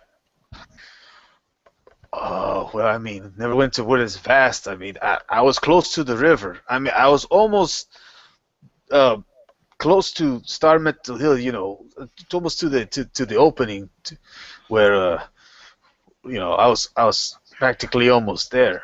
But Was you north or south of the river that heads out of the woods? north or south of the river? It was, well, if you have a map, I can show you how far I was in. And I guess you guys. It was somewhere around here, I'm imagining, but He goes, yeah, yes, it was like somewhere around there. I mean, I could see the hills from where I was inside the forest, but as soon as I came close, I don't know, maybe I might have been encroaching on his home. I have no idea, because there's never been a green dragon there for the years that I've been going back. yes, he was here, which is some miles away from the river. Oh. But so were you north or south of this branch that leads out of the Star Metal Hills and into the woods themselves? Well, you see, where this river starts, where the veins are most, I guess, fertile. They're usually right here. This is where I find most of the metal that I need. But again, it's been a while. I'd imagine that it's probably need to go deeper into the hills. Is this ringing anything with me specifically about that map that I found? Because the location seems to be pointing exactly where that map points to.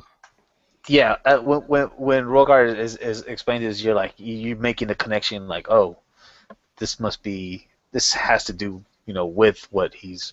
Would him seeing the map provide any more information, or is it just a map? Well, I don't know. You show it to him? Well, that's the problem. Is I don't spend my time carrying it around. It's back at the keep. Okay. Well, I mean, I would assume maybe are gonna mention to him, or yeah. All your story seems to remind me that I found a map in the lost mines there, the Waybucko Cave. Um, it was in one of the books, and it seems to be pointing to the exact spot uh, where you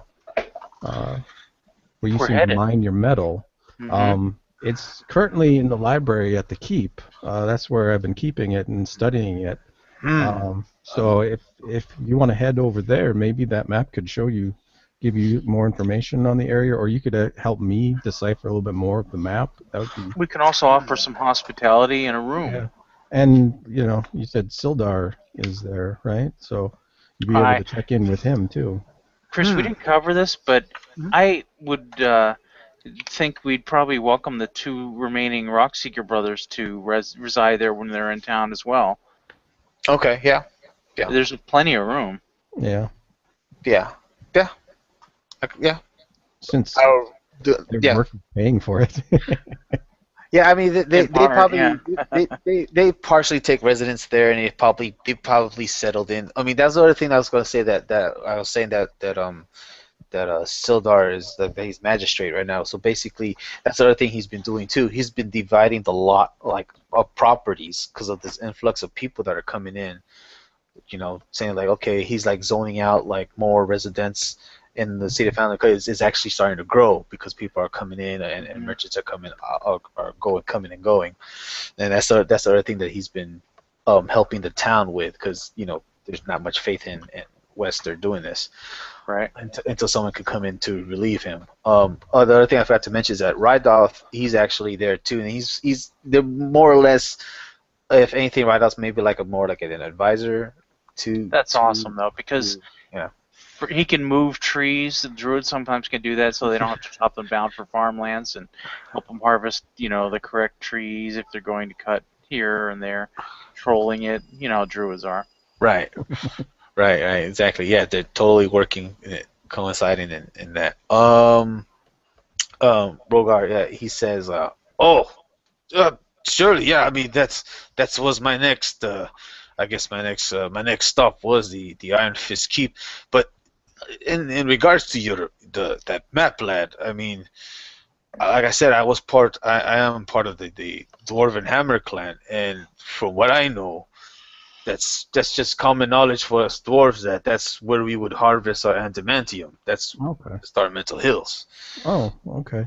Yeah. Oh, it was just a map with an X on it, and I was trying to figure out what it had to do with anything. So your information is greatly appreciated. Thank you. Oh, no problem at all. I guess. I mean, and he's by this time, like, the meal came around and you guys been eating and drinking. He's like, he's finishing up. He's like, well, we can I guess head over to the keep if. Certainly. Let me take care of the tab here, and we'll be on our way. Oh, I insist. Oh, thank you. And, how much is it? About 2 gold for all of us and meals and everything? Yeah, something like that. Yeah. Yeah. Well, with the tip, it'll be 2 gold. So. Yeah. Yeah, okay, then you guys go ahead and leave the Stone Hill, say your goodbyes to Tobin and his wife, and head over to the I could actually put this up now. That's pretty cool. Thanks for this, man. The Iron Fist Keep. Yay. I'm thinking that we don't have to actually engage with him, but maybe in the yard somewhere around here, as we pass through, Telesh is going through his martial arts stuff. Mm-hmm. Right, and Rogar's like, yeah, go ahead. We'll introduce him, of course. Yeah, right. Yeah, Rogar, he's like, fourth main founding member. Right, he's like, you have a dragonborn. Totally He's surprised. a good fellow, yes. Talash, he's quite an honorable fellow. Indeed. He's been a stalwart fighter through many dangers with us. I see, and those he has gauntlets like I have, or I had. What happened to yours? Oh, they're in my pack. I lost them in my pack. Oh, all right. We leave at dawn. Come on, let us get you settled, sir. And yes. Oh, all right. And then you guys bring him inside the keep. He meets Sildar. They exchange and happy to see each other kind of thing, and like, well, how you Mm. doing, all that stuff. Mm. Um, and then I'll fast forward a little bit, maybe like it's night, and you guys have another meal. You guys are all like having a Mhm. sit down with the rest of everybody. Um, I ask him if he can construct anything that would be like a dragon bane type of weapon, like he did for Ride-Off with this rapier that's a plant bane. hmm. Well, you see, there is a component that you do need in order to create a Bane weapon. What is it? Well, for Rydot's weapon, he had to kill. Well, I don't want to say kill. He had to harvest. I guess plant blood in a sense, and Hmm. the creature that he slayed. And me and him talked about this, which is the fastest way. I mean, you can kill as many creatures as you want, but you may never ever have enough blood. And I told him, well, anatomy. What's the I guess the organ that harvests the most blood? And I said the liver. So that's what he brought me. He brought me the liver of this plant creature, Hmm. and I used that and use that as, I guess, the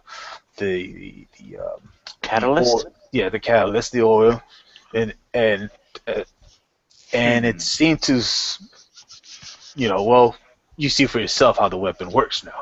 I have. It's quite handy in the wildlands. Yes, it is the bane of plants. So, I mean, in theory, maybe if you were, I guess, to bathe the blade in blood, I could probably reforge it to be a bane for dragons. Well, I do have some dragon blood. Stoppered well, but probably not enough. Just Hmm. 2 small vials, like potion vials. So that is No, not enough. no, that will not do. I mean, now if you get a a dragon's liver, that's another story. That might be enough for a few, huh? Hmm. Right, and I mean that, and also if I could reforge its metal with antimantium, that will help. Well, I can't speak for my friends, but I very much would like to find your pack for you. Well, yes, and he nods towards Sildar, and Sildar's like, yes, he cannot actually start work until he actually has this. Isn't this Mhm. right? And he nods. He goes, yes, I need the tools. Without it, I'm practically, I'm like the I never, okay, out of character. I never got the name of that other blacksmith. Yeah, I don't Gundren? know. It's No, not no, the one good. in Fandolin. The one that made him his shield. Yeah, And then Oh, maybe. he actually looks at he's seen your shield on you, and he says, "That looks like the craftsmanship of one of my apprentice." Oh, he lives here in Fandolin. Um, yes, Yeah. he does. Yes, I've appreciated his work. It is a very useful tool as well as great at protection. Right. It makes me proud that my apprentice can make such wonderful weapons and armor and stuff. But for the life of me, I could never ever remember his name. You just called him boy or something. Well, yeah, it was either "Hey, you" or "Boy" or hey, I've got a name we can repurpose. A fellow dwarf, Derval. Derval. Derval Iron Eater. Derval Iron Eater. Yeah, there was a character in a first edition module in the town of Daggerford, which is actually in the Sword Coast, and he was from a clan of dwarves called the Iron Eater clan. Okay, yeah, we can use that. What's his name? Derval Iron Eater. Yeah, Durval. Dude, I think I heard of that name. Derval Iron Eater. He goes, right. And he says, I just remember his surname was he eats iron or something like that. Iron Eater. I think I should pay him a visit one of these days. Yeah, I mean, whatever name he is, Andal would know it by now because he's been helping him out in the Right. forge and stuff for the last couple of years. Yeah, and that's what I was gonna say. Like you probably maybe took some not training, but probably learned some stuff from him. Yeah. So what was his name again? Derval. Durgar, Durgal, Derval. Durval, Yeah, Derval. Durval, Iron Eater. Derval. Yes, yes, he is. He's taught me much. Oh, I'm glad to see that our talents are still being put to use and I guess passed down whether it be dwarf or not. Yes. Well, I seek knowledge where I can get it, and he is a very capable smith. Much greater than my own father. That's where I originally learned the trade. But once we get you situated, I would be very much appreciative if I could watch your work. Oh, sir, I'd be honored to show you how we dwarfs actually forge. Or you will be surprised. I look forward to it. All right, and then you guys probably go off and retire. And what was your guys' plan to? Well, we need to know, was he on north of the river or on the south bank of the river? On the north of the river or south bank of the Yeah, river? like which side of the river was he traveling on? Because he was headed east along the river, so we just need to know whether he was on the north side of the river or the south side. He was traveling on the north side of the river. Okay, Yeah. so that's where we'll need to look. And we should decide how we're going to come about it, whether we're going to come from the wood side or from the hills side. You know what I mean? Right. I'm over the night. I am praying for help on finding this object, and just so you know, on my spells list, I have locate object. Okay, yeah, locate object. Yeah. There's a range on that, though, isn't there? Yeah, it's very close. So we have to get in Within within at 300 least feet or something? 1,000 feet of it. Oh, okay. 1,000 In feet. order, yeah, Okay. in order to be able to detect exactly where it is. But as soon as we're in 1,000 feet, I should be able to go right to it, or know if it's being moved or something like that. Right. Okay. So just to it's the next morning. You guys are basically getting prepared to go on and head off to Neverwinter Wood, and actually, Rogar and Sildar are actually going to accompany you guys, so he can actually show you guys where he last left his pack, or the last whereabouts of his pack. What an excellent idea. Right. But I want to insist that he stay towards the back in case we do encounter this dragon again. Right. Right, and yeah, he's definitely staying really, really close to Sildar. So if there was a marching order, they would be towards the rear, and then you guys rearrange yourself how you guys are gonna go. But like I said, you guys picked the fastest possible route, and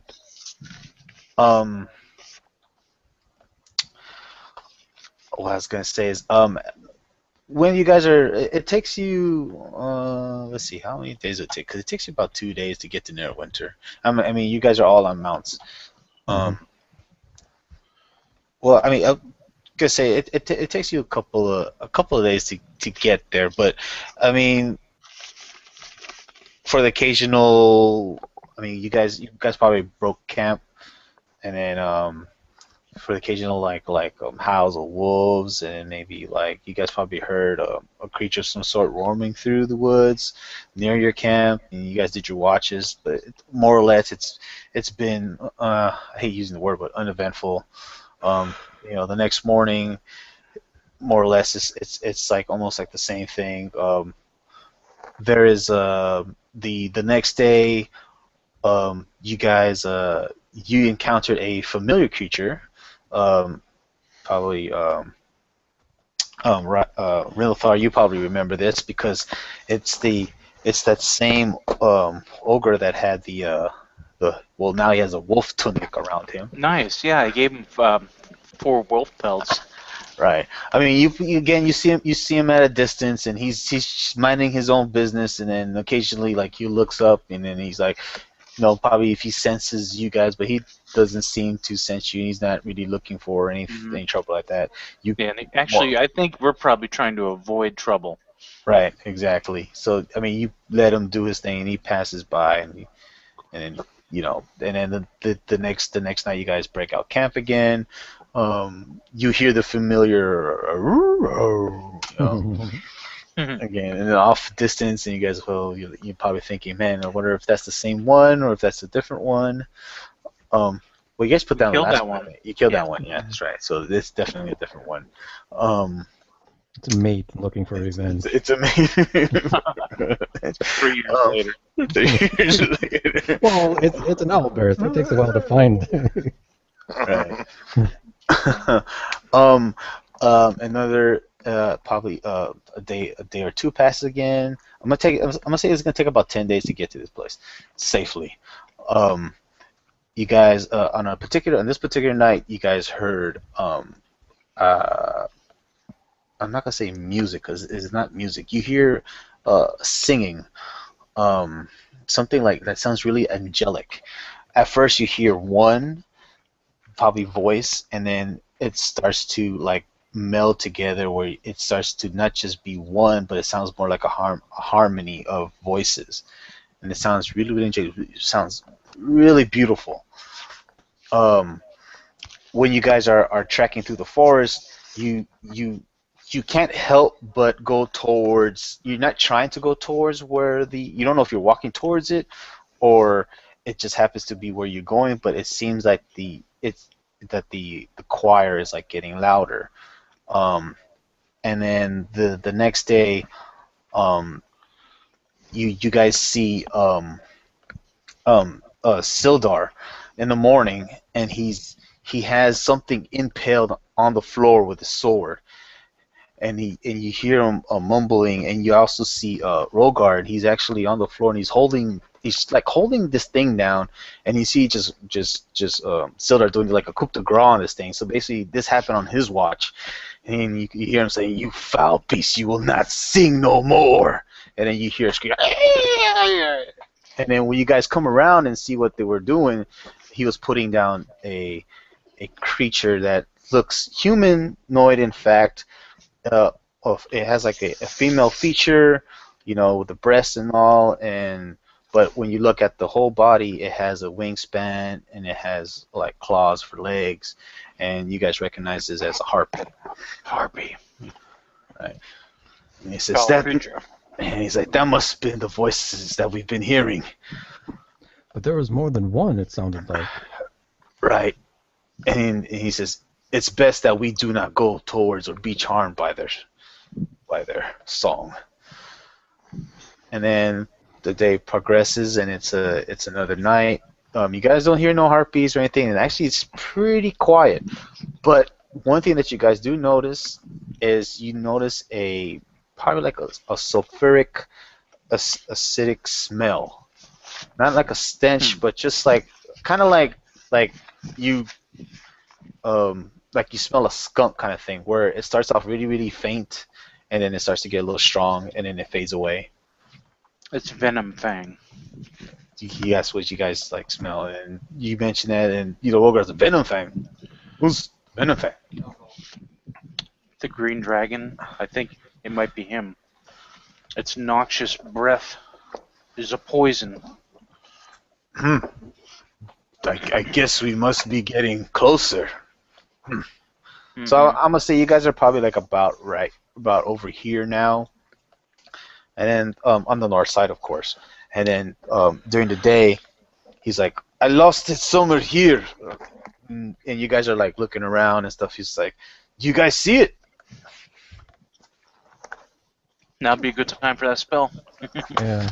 Yeah. Well, I just reread it again, and it says that I have to have seen a specific item in order to find it. Like Gauntlets of Ogre Power? Yeah. Yeah.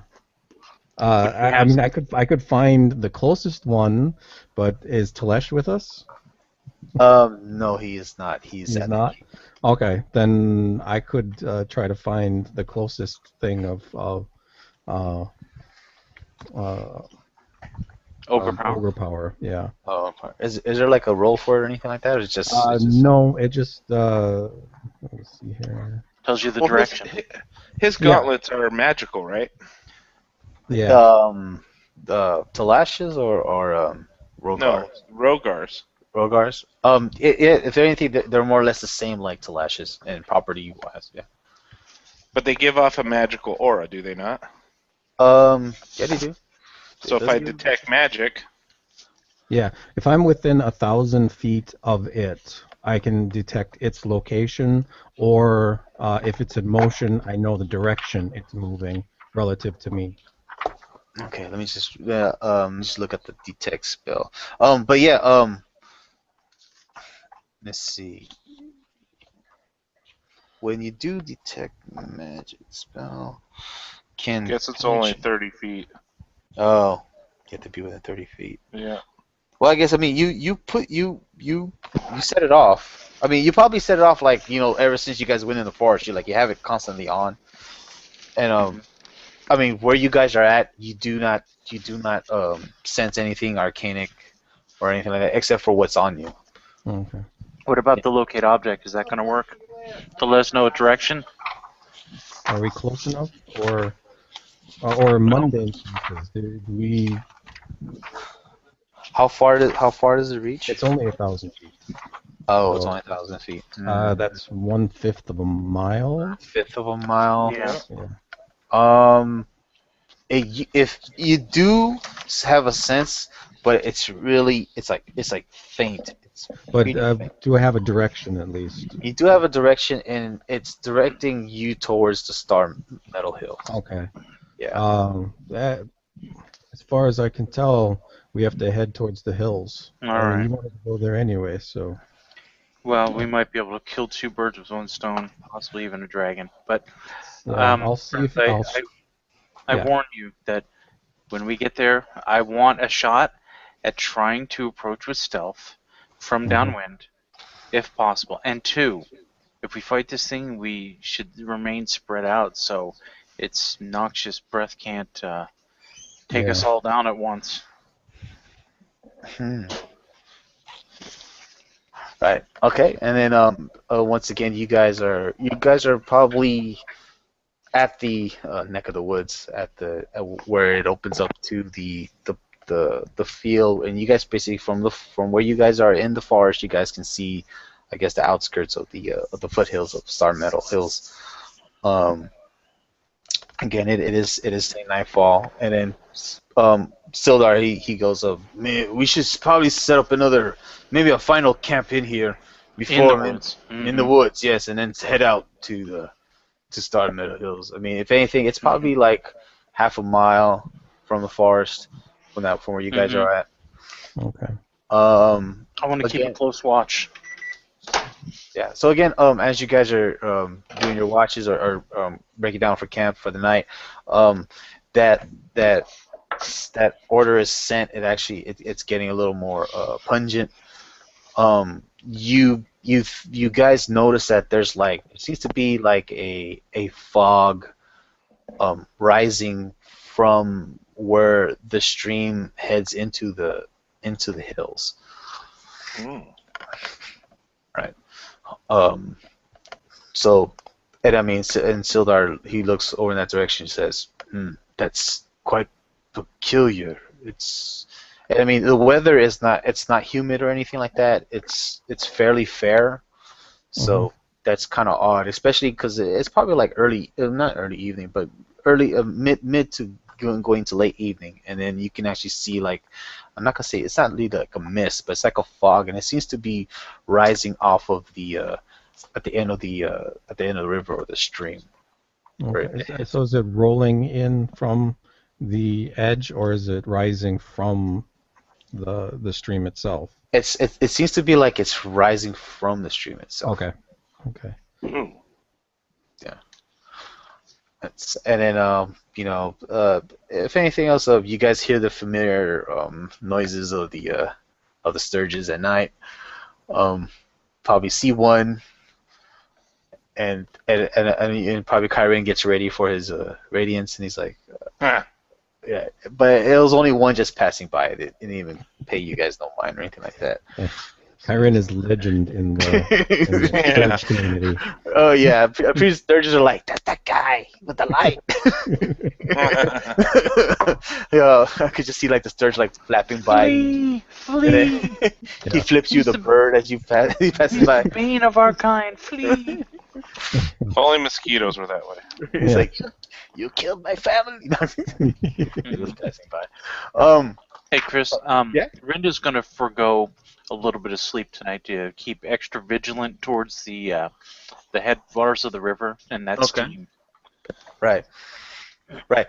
What you do notice as you're being really, I guess, aware or alert in that that direction, you notice that from the stream itself, that there seems to, I mean, the stream is pretty still to almost motionless, but on occasion there's like a pop of a bubble coming off of it, and you really think that's really really peculiar for that to be happening, because there's no residual, you don't feel no residual heat or anything like that, but it just seems to be at that, yeah, like I said, like there's like a mist or fog rising from that stream, and then on occasion it's not like boiling water, but once in a while you hear like a pop of a bubble. Boop, boop.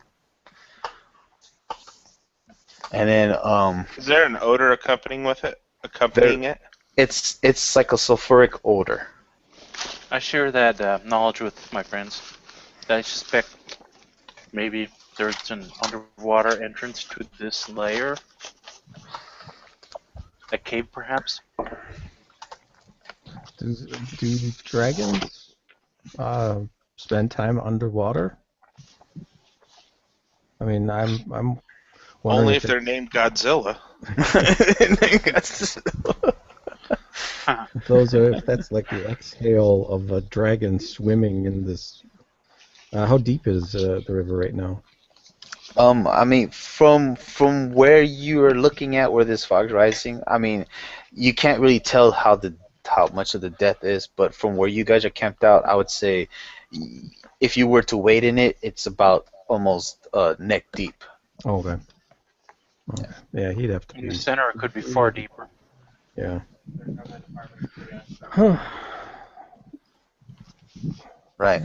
I mean, and that's what you notice on your watch from Lothar. I mean, and then it progresses to the early morning, dusk, to morning, where you guys are probably having your Trail guys rations. packed, yeah, straight rations, but you guys packed some some good food for out of Telesh probably did some of his good old cooking. Nice. With Probably his- some with good his- cheese, some fruit, Yeah, maybe watered wine. yeah. You wonder how he's been able to do it, but you could swear that jar of griffin grease should have been like almost empty, but for some reason he just like he's been able to, like, I guess he's been able to remanufacture it or in some way where he's able to still, it should be empty by now, in other words. What he does is he scrapes the grill and puts it back in the bottle. Nice. Scrapings. Every time he boils the meat, he actually like takes the oil and put it back in the jar Yeah. when it comes to a boil. That's lovely. That might just be a secret. That might just be the flavor. Yeah. But Am I tasting Yeah. like chicken? Is this yeah. is this skier? What is this? And it tastes great. Whatever it is that he put in it, it's always been good. He has not disappointed, dear. I don't think he has when you guys even take your No. checks or anything. Yeah. I had one that was an average meal. Mm, I think I rolled like a 10 or something like that. right. So, yeah, you guys finish your breakfast, and then Sildar and Rogar, it says, right, um, maybe we should find another spot close to the oh, I don't even know where the entrance is. And you guys start heading over the base. You guys probably head over to where you saw the fog rise and stuff like that. Of course, now there's no fog at all. The what was once a river is like a little, maybe more of a small stream. Um, but as you come to this spot here, it seems that the water starts to pool and collect there. But then it recedes like underneath the foothill or the hill where you guys are standing at.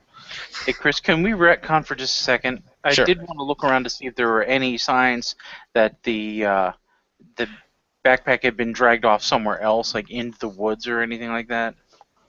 You could give me an investigation check because I mean, yeah. Go. I mean, you guys can all give me one. This is probably what you guys have been doing, like try to see if there's any tracks or anything like that.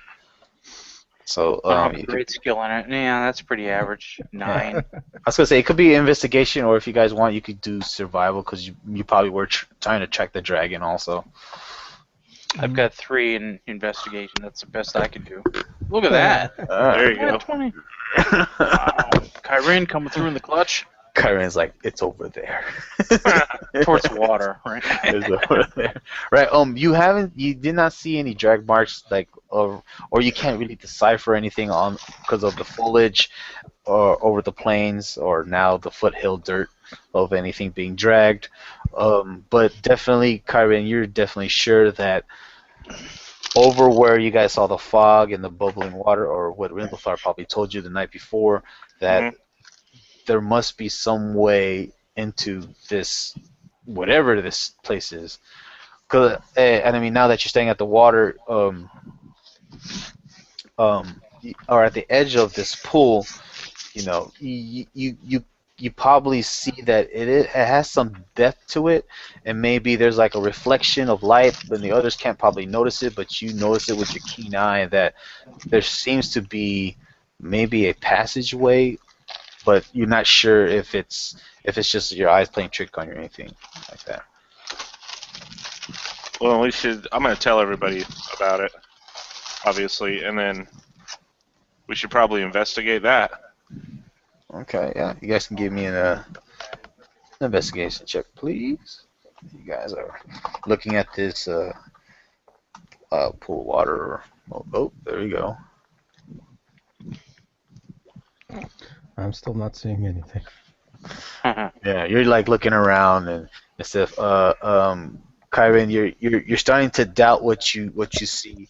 Rindelthar, you from what Kyron told you, you're like it is quite a possibility.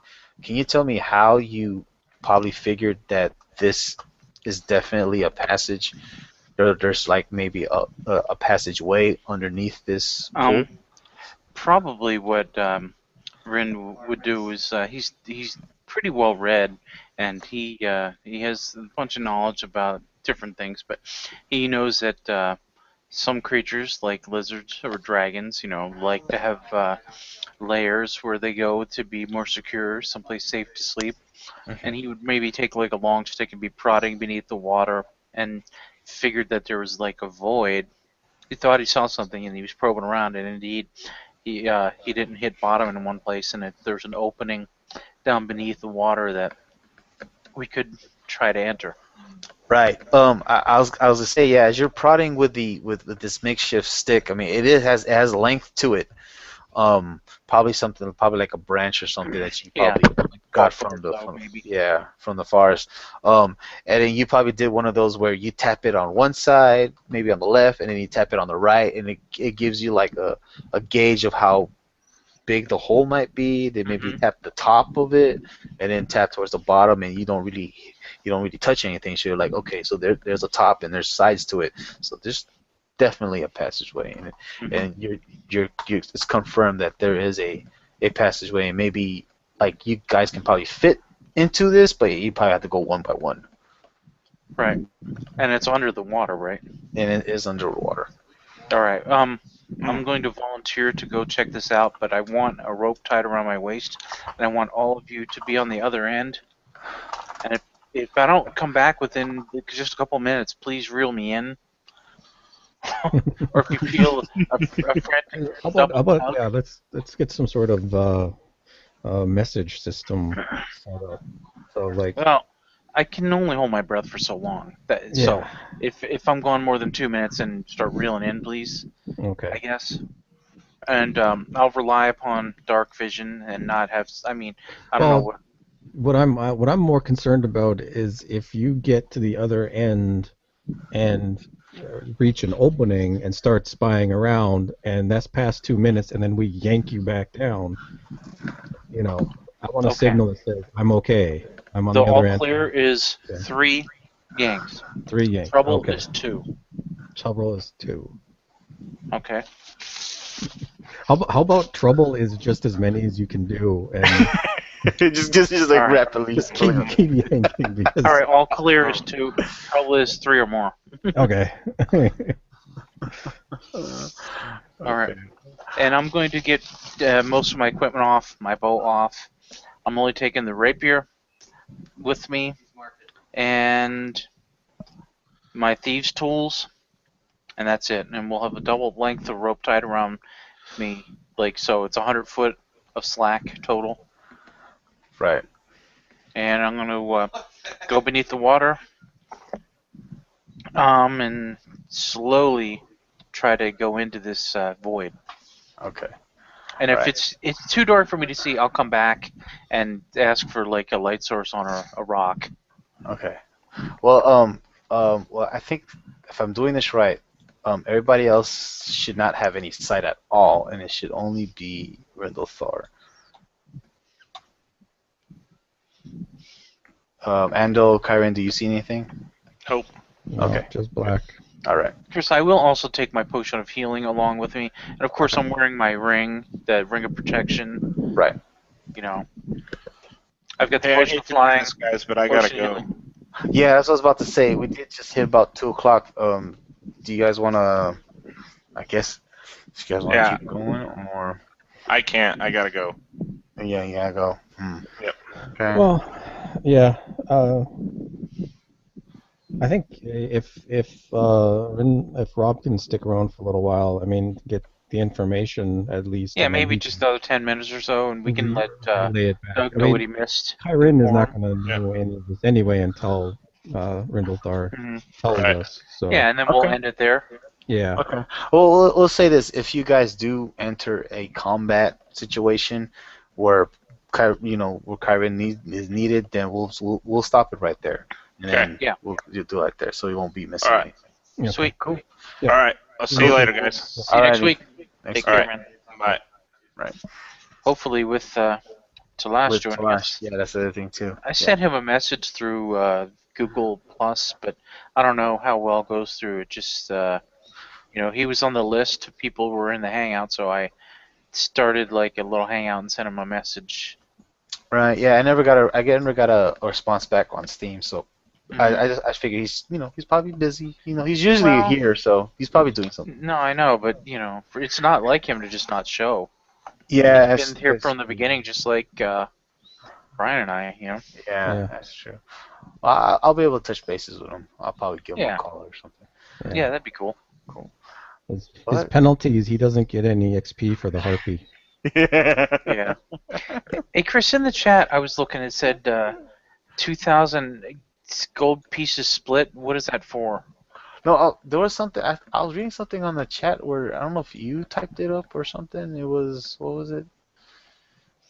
Something about the maybe it was just something I read like after it's been posted for a while. Possibly. Maybe Yeah. It might have been the ingot thing. Yeah, it was the ingot thing. Yeah. Yeah, So I that was- just probably had it scrolled up when I looked at it. Yeah, that's probably what it was. Just disregard that. I mean, because we already resolved that, didn't we? Yeah. Yeah. Okay. So But yeah, so Carefully, slowly heading in. I'm gonna actually run to the washroom right now, so you guys could kind of just Okay. talk Yeah. Sweet. Cool. freely, Yeah. and I'll let you know when I'm back. Sounds Sweet. good. Yeah, Chris, you know how I operate with Rin. Rin's gonna go in. Right. Now he's gonna get a good deep breath before he does so, and then I'm gonna go in and I'm gonna try not to go too terribly fast, so I'm not like drawing a ton of attention type of thing. Right. Water does tend to deaden sound somewhat when you're in it. Mhm. If you yell, it can travel far. If you like knock two rocks together, sound can travel. But if you're just like swimming in the water itself, it shouldn't be a ton of noise. So basically, um, No, I'm yeah, yeah. I would say gonna as try to head in and see what I can see. right. As soon as you submerge under the water, you know probably it's like 6 feet down. You find the passes that you found before with the stick, and then you go through which seems to be a makeshift tunnel or something like someone burrowed into it, and maybe like another 5 feet in, it starts to open up and you actually see the surface of the water, and you head up another 6 feet or 7 feet, you know, and then you break the surface of the water, and this is where you are now. I'm trying to. Oh, okay. Oh, wow. All right. Yeah. I had the map was just real big on where I was looking at it, Right. so it's not even terribly far in that I'm seeing all this. Mm. Um, now here's what I'm curious about: is on the map is all this water? Like, Yeah, the shaded portion that is water. okay. Yeah. I would surface, take a breath, resubmerge, and try to get to maybe about here, Uh-huh. and then slowly resurface. Yeah. So go ahead. Yeah, go ahead and move your token where you want to move, and I'll let you know if you need to stop Oh or anything. wow. Does this continue on over on this bank here? This right here, no, it's basically it's a slight incline, maybe a little ledge, and then a wall. Can I tell if this continues? You let me see. I can Um, see all the way up to here in this area, but I mean, I can't tell if this back continues or not. right. Because of the like, there's definitely like there's like no light in this place at all. Hmm. But with your dark vision, I mean, it's again like the darkness. It's pretty dark. So I mean, like it's like what's your dark vision is like black and white, like night vision, Hmm. right? Yeah, basically. And if it was absolute pitch black, I probably wouldn't be able to see much of anything. So I'm assuming there is some low light that gets in here, the sunlight leaching in from where I'm at. Um, So I'm actually, able to see dim. yeah, well, actually, there is no light source whatsoever. But what you do see from where over here, there is a dim green bluish glow coming from this direction. And that's what's giving you sight into Which into this direction was that? If you pinged, I didn't see it. over here to the west. Okay. Okay. Yeah, where you're pinging must be in darkness to me. I can only see a thin sliver Oh, I see. Okay, hold that on. basically goes like through here. Let me see. Actually, let me redo. Let me just rejoin as a player so I actually see what you are seeing.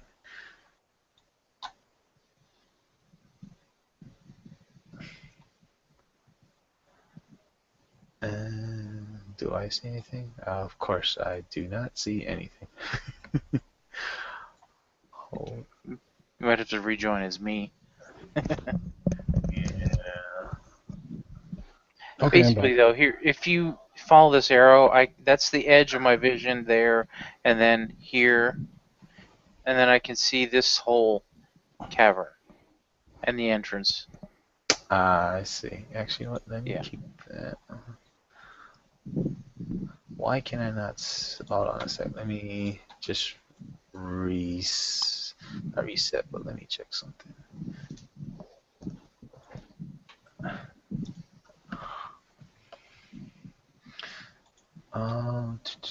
Okay, there you Is go. this an That's incline over here of some sort? say ping it again. Over here. Is that- No, actually, what it is, it's like a roof. So this is basically a tunnel. That's what it's trying All to say. right, I gotcha. Yeah. Um, do I see rainbow? Wow. Okay, there you go. Now I can see what you see. Another breath. Underwater. Move to just here. I just wanted to get a better glimpse. Right. So as you're looking about there, you see it like this entrance. It's y- what you're next to. They're basically like stalagmites, I believe. Yeah, might read Yeah. the ceiling. Yeah. Stalactites are on the top. Right. Okay. Yeah. So yeah, they definitely these things are like various heights, but the least being at least 7, 8 feet tall. Hmm. And actually, when as you're following maybe one of them and you look up to the top, you see the same things stalactites hanging down. This entrance is more or less it's about 30 to 40 feet high. The tunnel to the west, give or take, is between 5 to 10, maybe 5 to 6 feet wide by like 8 to 10 feet high. Hmm. So and I mean the size of the tunnel looks like it was something that burrowed through it.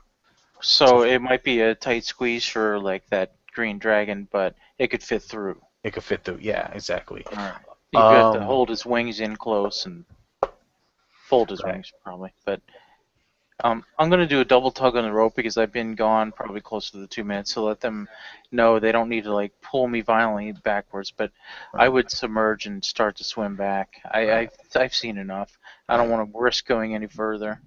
Right. Other things that I forgot to mention was, like you did infer that there is a waterfall, and actually it's echoing towards the north edge over Is here. that there? Okay. Okay.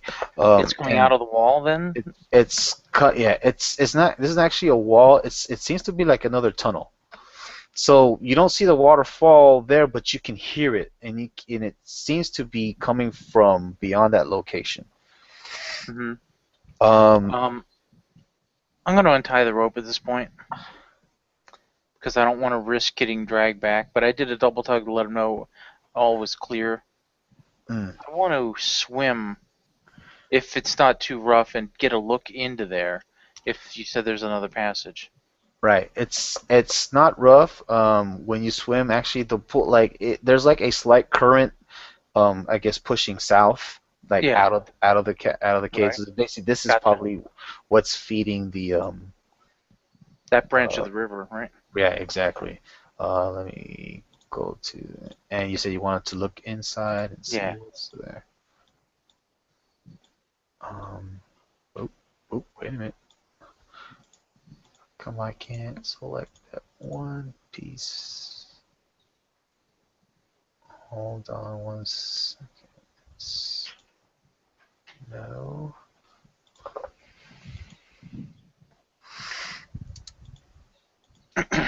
Um, why can I not select that piece? That's weird. You might have to put another one in, and then you can remove, like, do it in two pieces, then remove the original one. Basically, you're replacing it with two different pieces, type of thing. Oh, I see. Are you on the right layer? Front. I am on the right layer. Is the object on the right layer? Yeah, it is, but okay. I see what happened. It got grouped. Why did it get grouped? Okay, hold on. Ungroup that. No, still grouped. Oh, that's weird.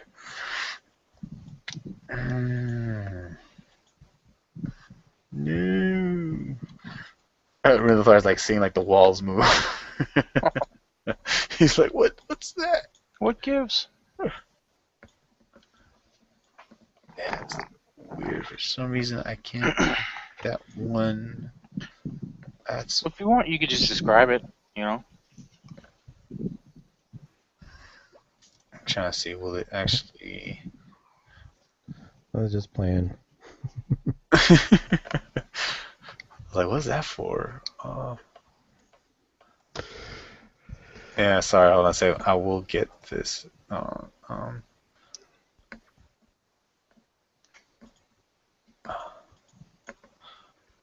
Whoa. Is it that color? No. I'm No, seeing. I just moved it to another layer. That's why. All right, yeah, because this. Oh.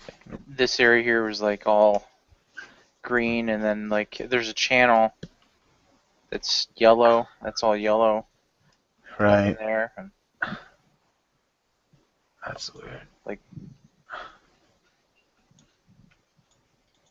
Oh wow. That's. So there's a whole nother chamber that's waterfall is in. Yeah. Oh, that's weird. I can't even select it. Why not? No. Sorry, guys. The technical Whoa. Okay, that's. Hmm.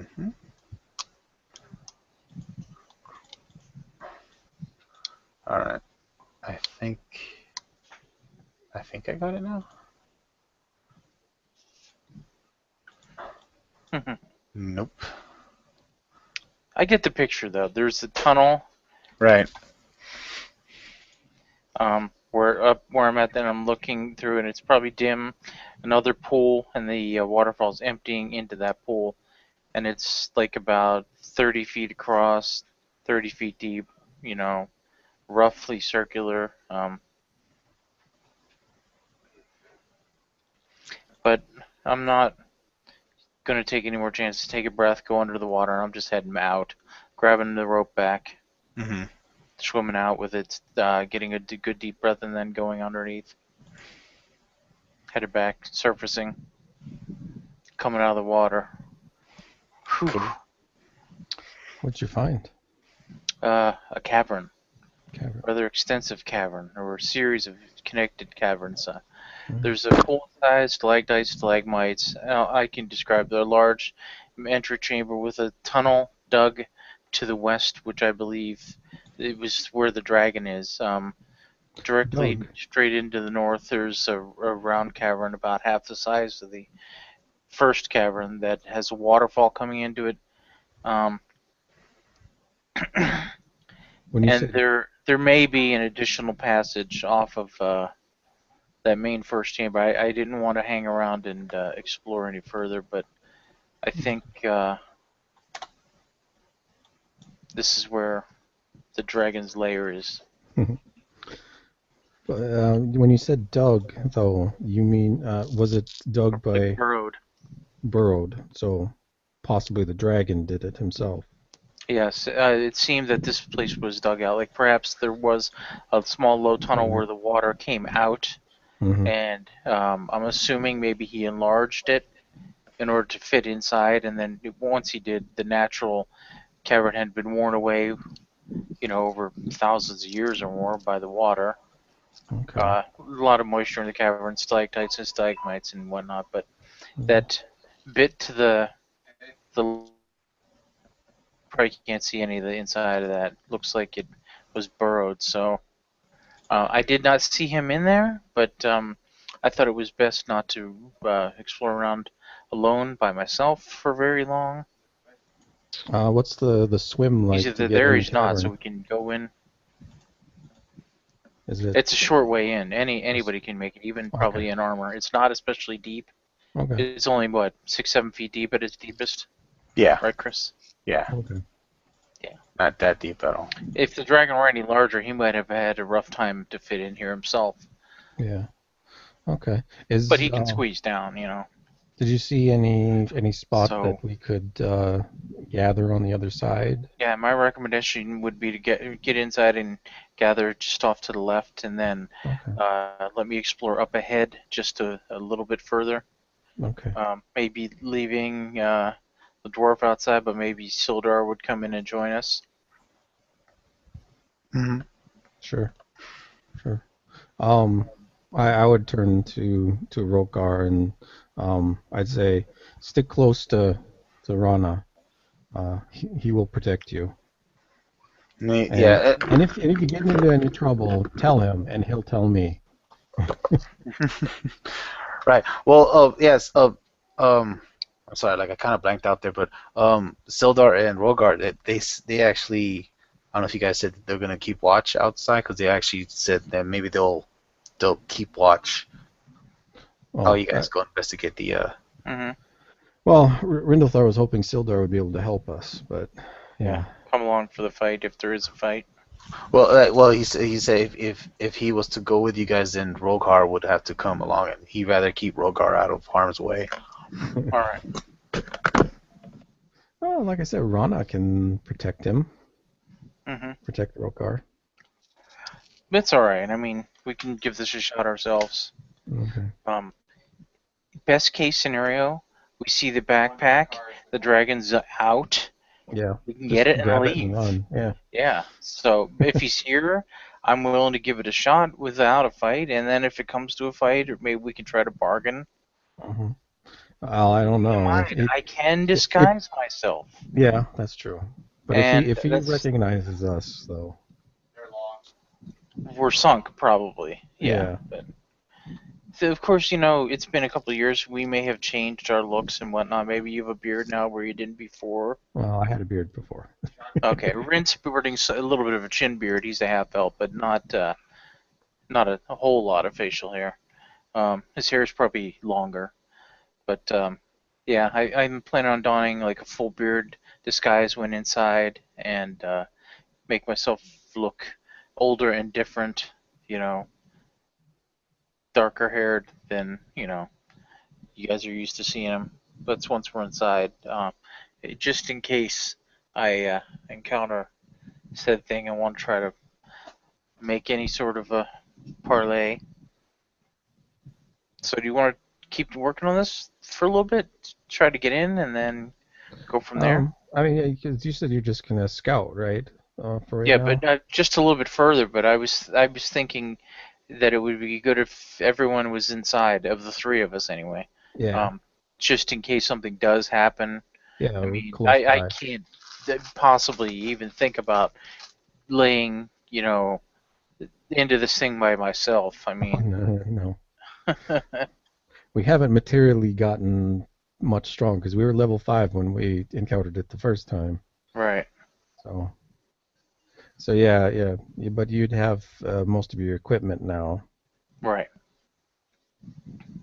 I would still leave my pack with most of my stuff here, but I'll have my thieves' tools and 2 potions, magic items, and this time my bow. And I take time to, dump out the water, the quiver, things like Mhm. that. Wring out my cloak. Not into the water where it would make splashy sounds, but like on the dry ground. Mhm. And I will. You're probably going to need to have light on, like a coin in your pocket, just in case you need to be able to see. I don't. Right, but Kyrin would need it, being a Yeah. human. Yeah. So Well, he has control of his own light. yeah, that's true. Oh, that's true. I think his mace sheds light on command too. Yeah. So Now it does as well. Yep. we'll keep him in the dark unless he needs it. But Yeah. that's the plan, to stay low and silent and move to here. Do you want a stealth check, Chris? Go ahead. Yeah, you can give me a stealth check as you're heading that way. Not bad, not bad. 15. Oh And I'm no. trying to look Is that down the that tunnel. waterfall area? No, that's up there. Oh, I don't that's know up. if you can see Okay. it. Yeah. Okay. Yeah, And I then can. I thought there might have been a passage down this way, but I didn't see anything. If when you were there, you did see like it seems to be there was a passage down that way, but your eyes couldn't penetrate your vision couldn't penetrate the darkness. Okay, it's too dark to see there. So, Yeah.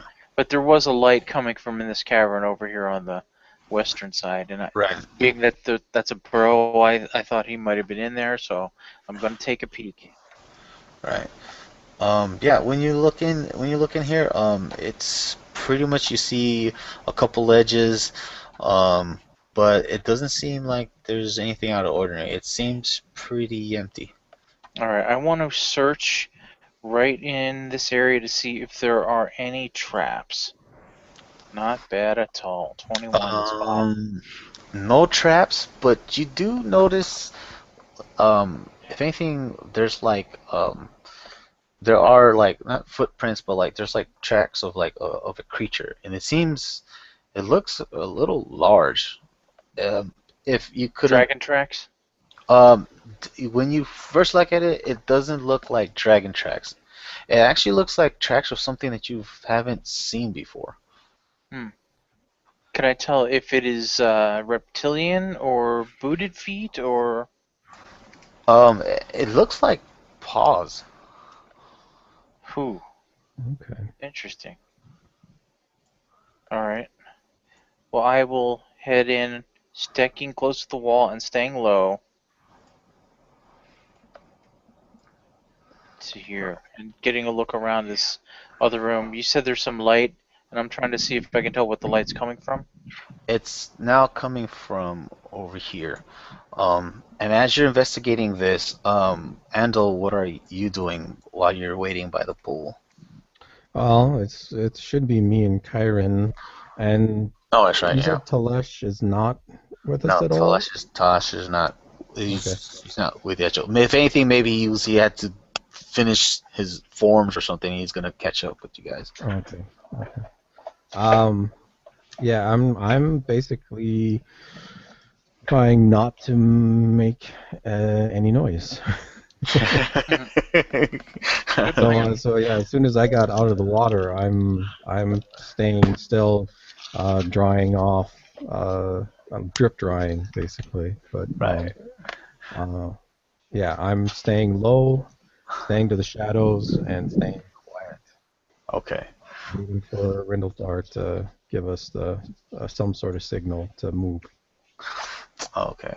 Give me 1 second, guys. I think I just have to refresh my page real quick. I think that's what. You're still probably logged in as a player, Chris. You know what? That might just be it. That might be the reason why I can't access any stuff. I think I might have. Yeah, it does look like I'm logged in as a player. Yep. You are right, sir.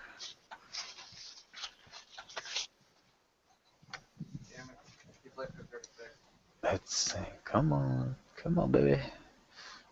Alright. I think that did it? Ooh, laggy. Okay, let me just check one thing. Maybe that fixed it.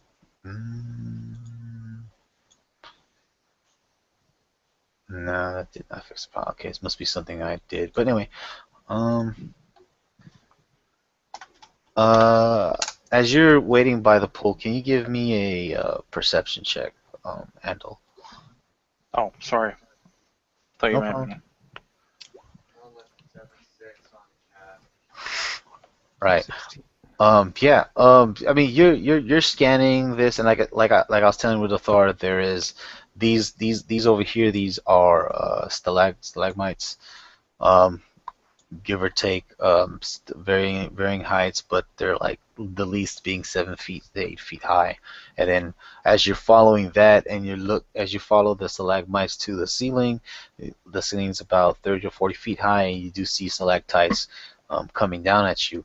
And actually, as you were looking up at the ceiling, you could have sworn you like did like a double tick, because you could have sworn you saw something move.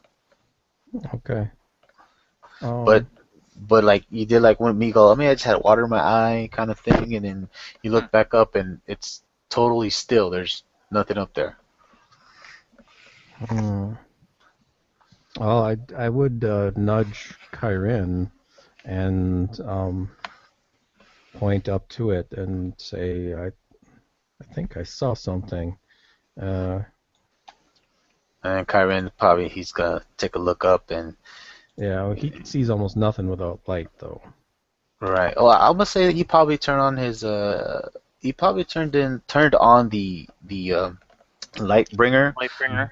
Right, but he turned it on to where it's an adequate, not like it's like really really bright, just enough for to keep you guys still stealthy in a sense. Mm-hmm. Maybe more or less to be just slightly brighter from the glow that's emanating from the west wing.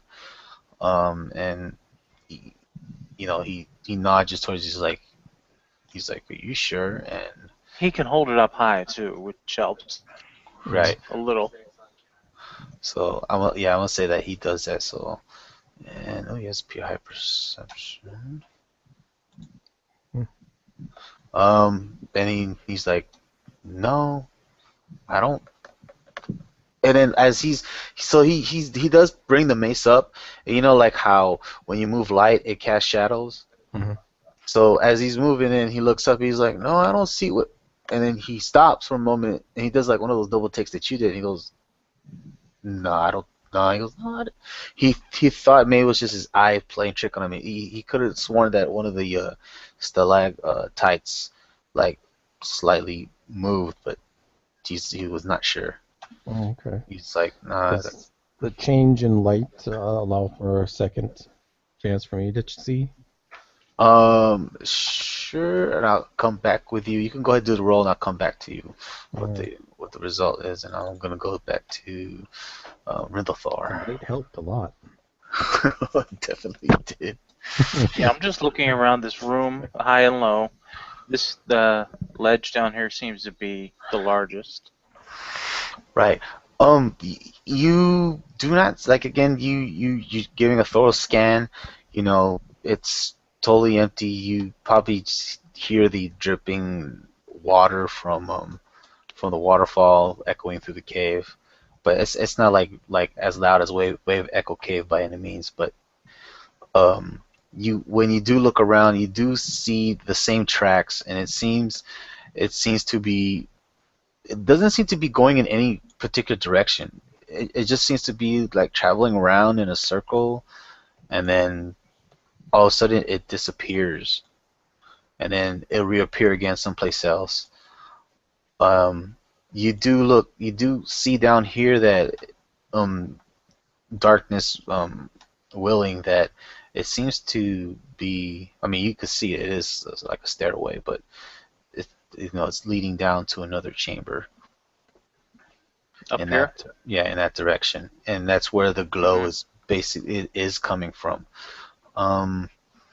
What you do notice that the earth in in this part of the cavern, it does seem like it has been I guess turned like it's like not fresh in a sense, but something has been, I guess, digging.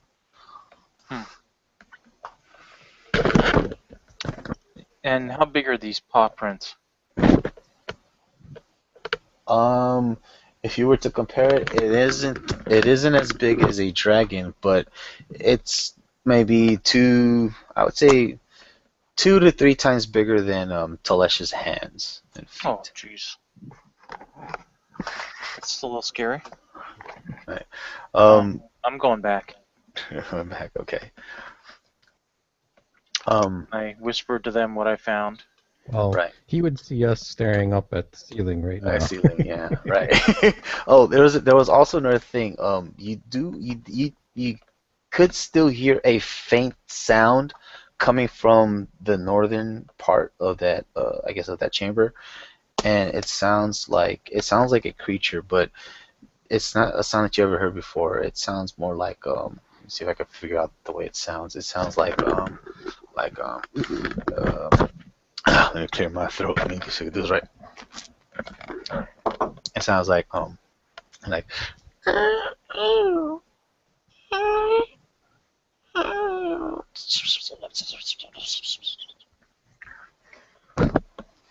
Wow, I have no idea what that is. yeah. It sounds more like chirping, almost. Mm-hmm. That's what it sounds like, but it sounds really, really faint. Again, mixing with the sound of the waterfall and stuff like that. Yeah, when you head back to these guys, they're all looking up, and you've probably followed along. You can give me a check. Andal, with Kyron holding up his light, you guys are looking up at the ceiling, and as you're looking up, you're still wondering, are our eyes playing tricks on us, like because of the because of the shadows that the light's casting. And um, when his light cast a shadow over one of the stalactites, you definitely saw that it moved ever so slightly, Mm. as if the stalactite like kind of like I'm not gonna say hooked all the way, but it looked like it like hooked in a direction, like it's swaying, and then it came back and then like became rigid again. Okay. Um, at least I'm gonna point up and say, uh, at least one of those stalactites Tights. is not a rock formation. I saw it bend and move. And Kyron is agreeing with you because he probably perceived or saw it also. Best to avoid them. Right. Also, Endo, with aside from when you looked up, you also heard a faint sound, and it sounds like a low rumbling, like a. Is it coming from the ceiling or? It's not coming from the ceiling, but it is coming from like the east side of the chamber, more towards the north. Okay, like somewhere around here? Yes. Okay. Hmm. I'm sorry, I didn't see that. Could you ping it again? Oh, Yeah, over it here. was somewhere in this corner. Okay. Okay. Oh, boy. Well, there's also some noise coming from the direction. What did you see? What did you see in the other room there? Nothing. Just some large paw tracks, like 3 times the size of Talash's claw, and some Well, that's not overturned nothing. earth. And the tracks seem to circle, but then they seem to disappear. I'm thinking whatever it is can fly, or Well, do you think it can burrow? Do you think it could? I mean, it's underground, so maybe when the tracks disappear, maybe it goes underground and then comes up later somewhere else where the disturbed earth is, it's or possible. You know what? I just had a thought here. Chris, what, if anything, do we have any idea what's causing the sulfury smell that was coming out of here? Um, you definitely I mean it's been a couple years, but it's definitely a familiar smell. Oh no. Is this an owlbear track I'm seeing? Mm, You said it's big, but it's not like reptilian. You said it's more of a paw. Yeah, it looks more or less like a paw. You can give me a survival check because you probably like checking the data banks of of your knowledge. Yeah, let me get to that skill. It's not one of my best ones. Right.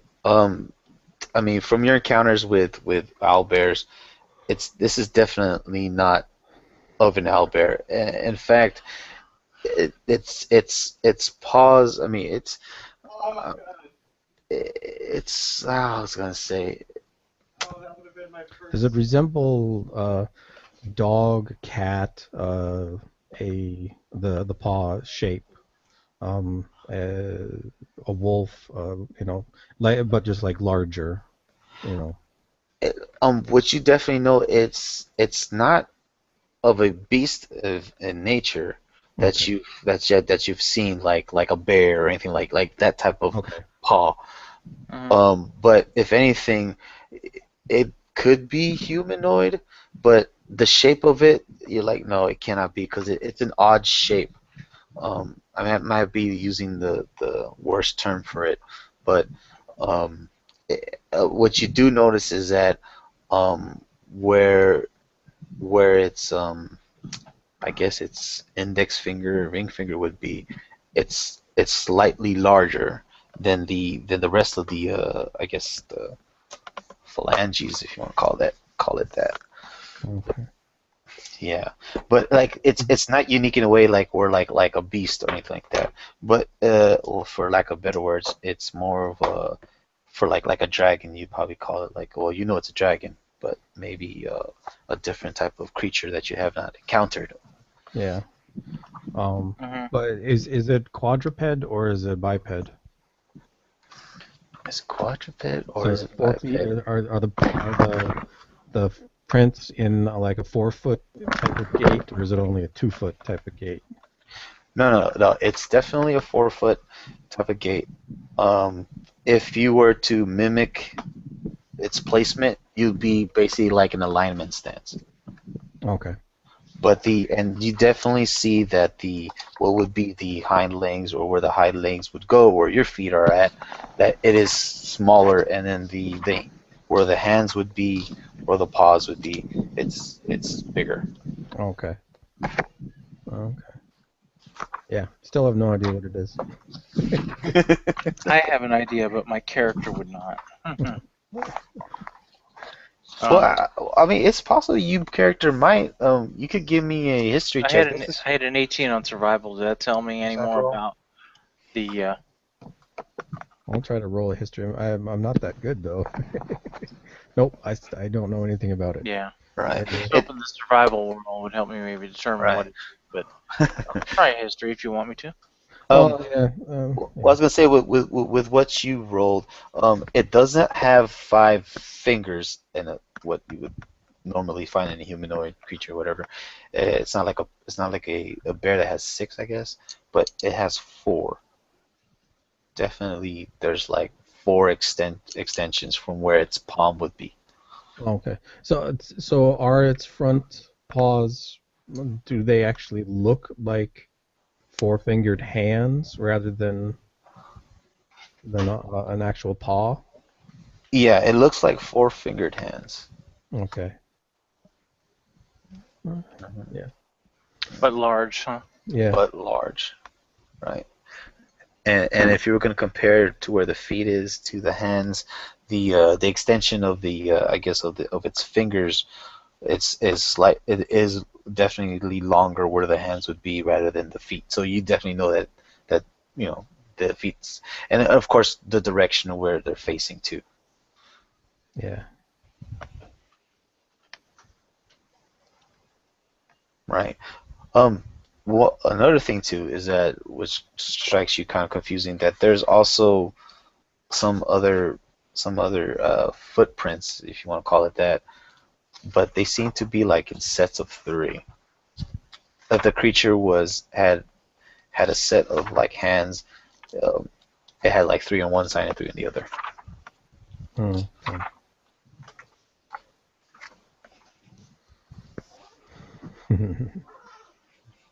Now I'm thoroughly confused. I have an idea. I think I know. But I don't think my character has ever encountered it, so I don't think. Given the history check that I just rolled, I know he doesn't know what it is. Yeah. No, yeah. You didn't come over it over your like studies or anything like that. Well, I'm guessing that it's fairly rare for mundane people to encounter them in natural life. So Hmm. getting stories and things of them would be a little bit, it'd be more like if people encountered them, the story would be a beast of some sort and no real any good information linking them to actual fact. Right, right.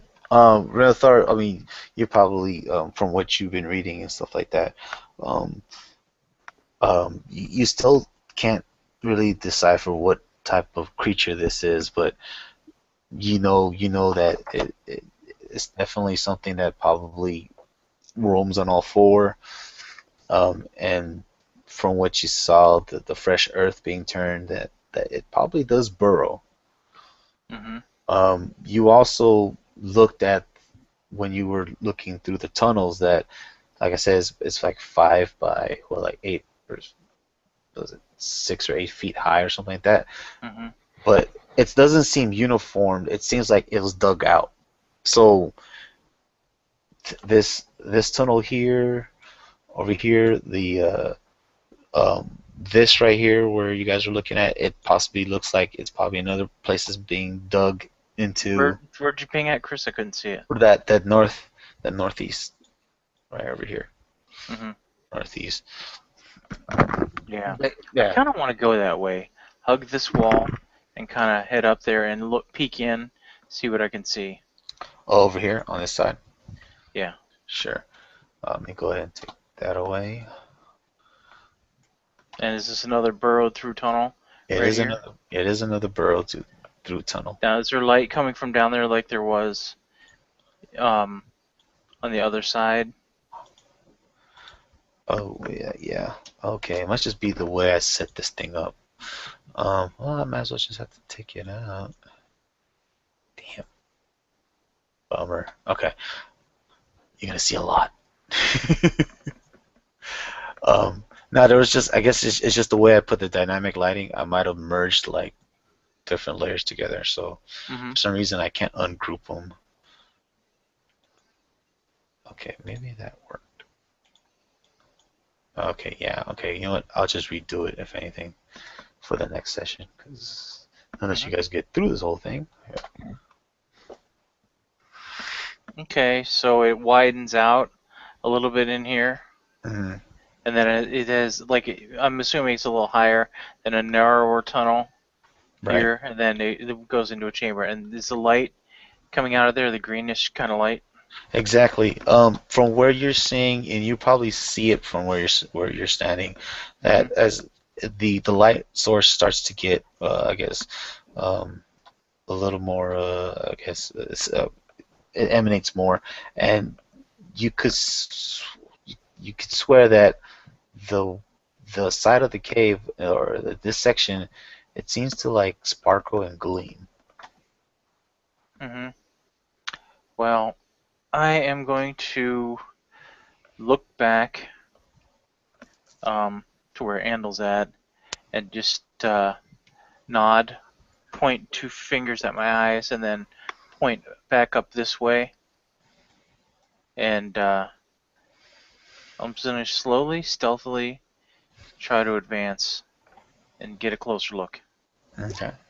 Look at that, 21. Yeah, you're good. That's pretty good. I plan to advance all the way to about here, hugging this left-hand wall Right. and taking my time Okay. and looking inside this cavern. With the light that's in there, I should be able to see better. Right. Hopefully. So, as you're approaching area and you're hugging the side of the tunnel, what you did see, like I guess, giving off some type of radiance or sparkling in a sense. There, it's actually veins of like of ore, and you don't know what metal it is. Kind of like if you ever seen, I guess, like precious rocks where they actually give off some type of luminescent glow. That's basically what you're seeing emanating from the walls. Mm-hmm. When you do a quick scan of the walls, and that's what you see, and you're like, oh, that's must be some type of metal. And then as your gaze falls back towards the ground, you see like um, looks like scraps of metal, but not metal that came from the walls. It looks like gear and like maybe like weapons that have been left behind for whatever reason it may be. But a lot of the weapons that you see and like maybe like the gear, like you see like a pickaxe and maybe a shovel or like parts of a shovel, um, it seems that it's been there for ages because there's a lot of rust on it. Hmm. All right. I'm getting a little bit nervous because of stories I've heard.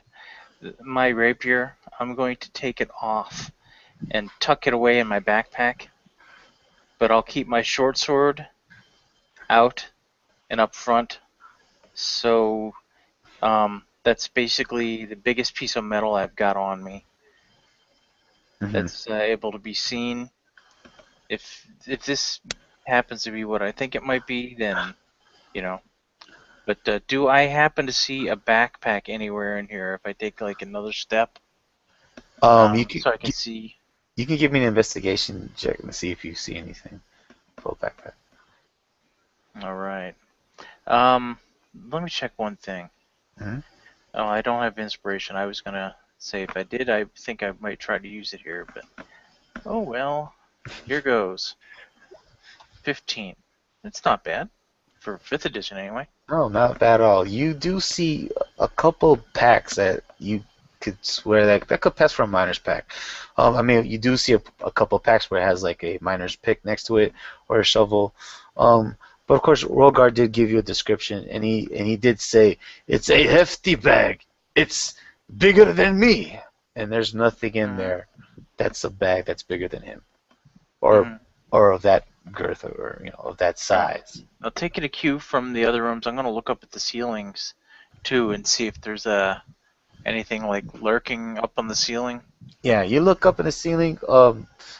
There's actually there aren't any stalactites up here, but you do see a couple of it looks like holes that have been burrowed, not directly up at the ceiling, but towards like the higher parts of the of the walls of this cavern. Man. If anything, they're probably the size of like, I would say the size of a large dog. All Right. right. I'm scared. I'm really scared. But I'm coming back. Okay. And I'm going to go over to Andal and say, hang back over here with me for one moment, friend. Crossing back over. And getting here, I'll tell him everything about what I saw. Right. And, I'll do one last thing. I haven't been in this cavern here, nor have I been... I mean, that place where the waterfall is might continue. So... Right. Well, I opened up the waterfall for you here. This is basically what you would have seen if you were like waiting over here, or just looking in. This is what you would have seen. You would have seen like over maybe like I'll say like 20 feet up. There's like a ledge, and there's like water that's falling into it. And it's pulling here, and the current's pushing it down and out. But it does look. What's over here? It looks like there's another opening here that's dug in. It's possible. Here's what I'm wondering. Two things, Chris. Where the waterfall is, if climbed up there, could you go into the stone where the water comes out, or is it too narrow? No. When you look at where the waterfall is, it seems like there's nothing like nothing behind it or anything like that. Just a narrow crack. Yeah, it's just like a it's more it's like a it looks more like a slit. Like basically there's a ledge, and there's probably like a slight, maybe like a 2 or 3 foot like slit where this water is coming from. All right. Well, I had swam up before in the water. In this case, I would want to duck around, like hugging this wall to get to here. Can I see behind the waterfall? You can see behind the waterfall. It's just solid rock. There's nothing else. There's no big packs back there? No, no big packs, nothing like that. There's no like tracks or footprints. It just seems to be the chamber where this waterfall is. And I'm crossing over, and I want to try to look here to see if it does continue this way at all. Ooh. It does. When you get to this spot, that acidic, sulfuric, pungent smell, it almost becomes a little bit overwhelming as you're drawing closer to this place. Oh boy. And also the sound that Andal heard, and now that you are hearing the low rumbling, it's sounding a little louder. All right. Well, I'll hold my nose closed, and I'll look towards him and nod my head, and I want to try to. Yeah, before you do that, Kyren is gonna cast guidance on you, so you can add a D4 to whatever skill check you're gonna roll. Yeah, I'm planning to stealth just up to the bend, hugging that wall, to see what I can see. Mm-hmm. Wow, with Well, +4. It's a D4, so it's not guaranteed to be 4. Yeah. But But Yeah. that's good 2 enough. more to 27. 29. 29 on stealth. Wow. Holy cow. You're not even there. You're a freaking ghost, dude. Excellent roll. Mhm. Is there any light down in there? There is no light. Does Andal have the ability to cast light on an object or anything like that? No, Kyron does though.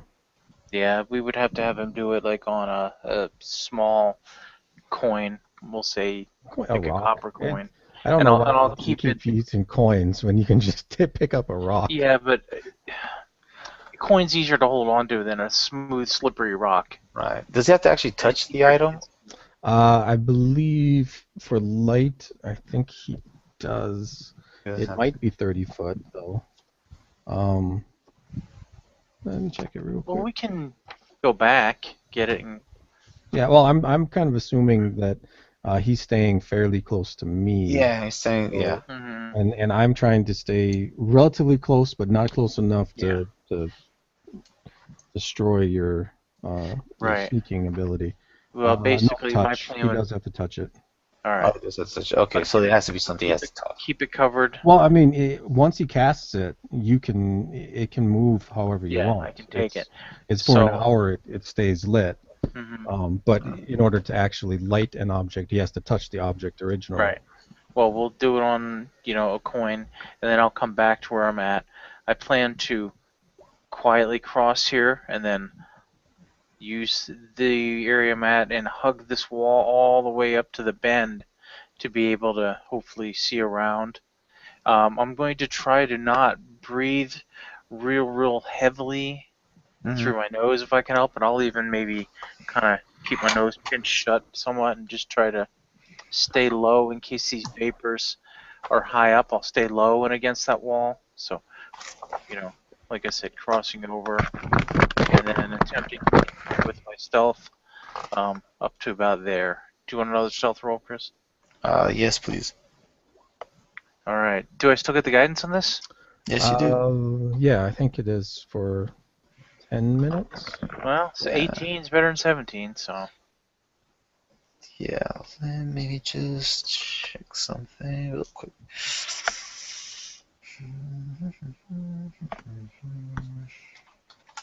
Jeez. Again, you hear the rumbling.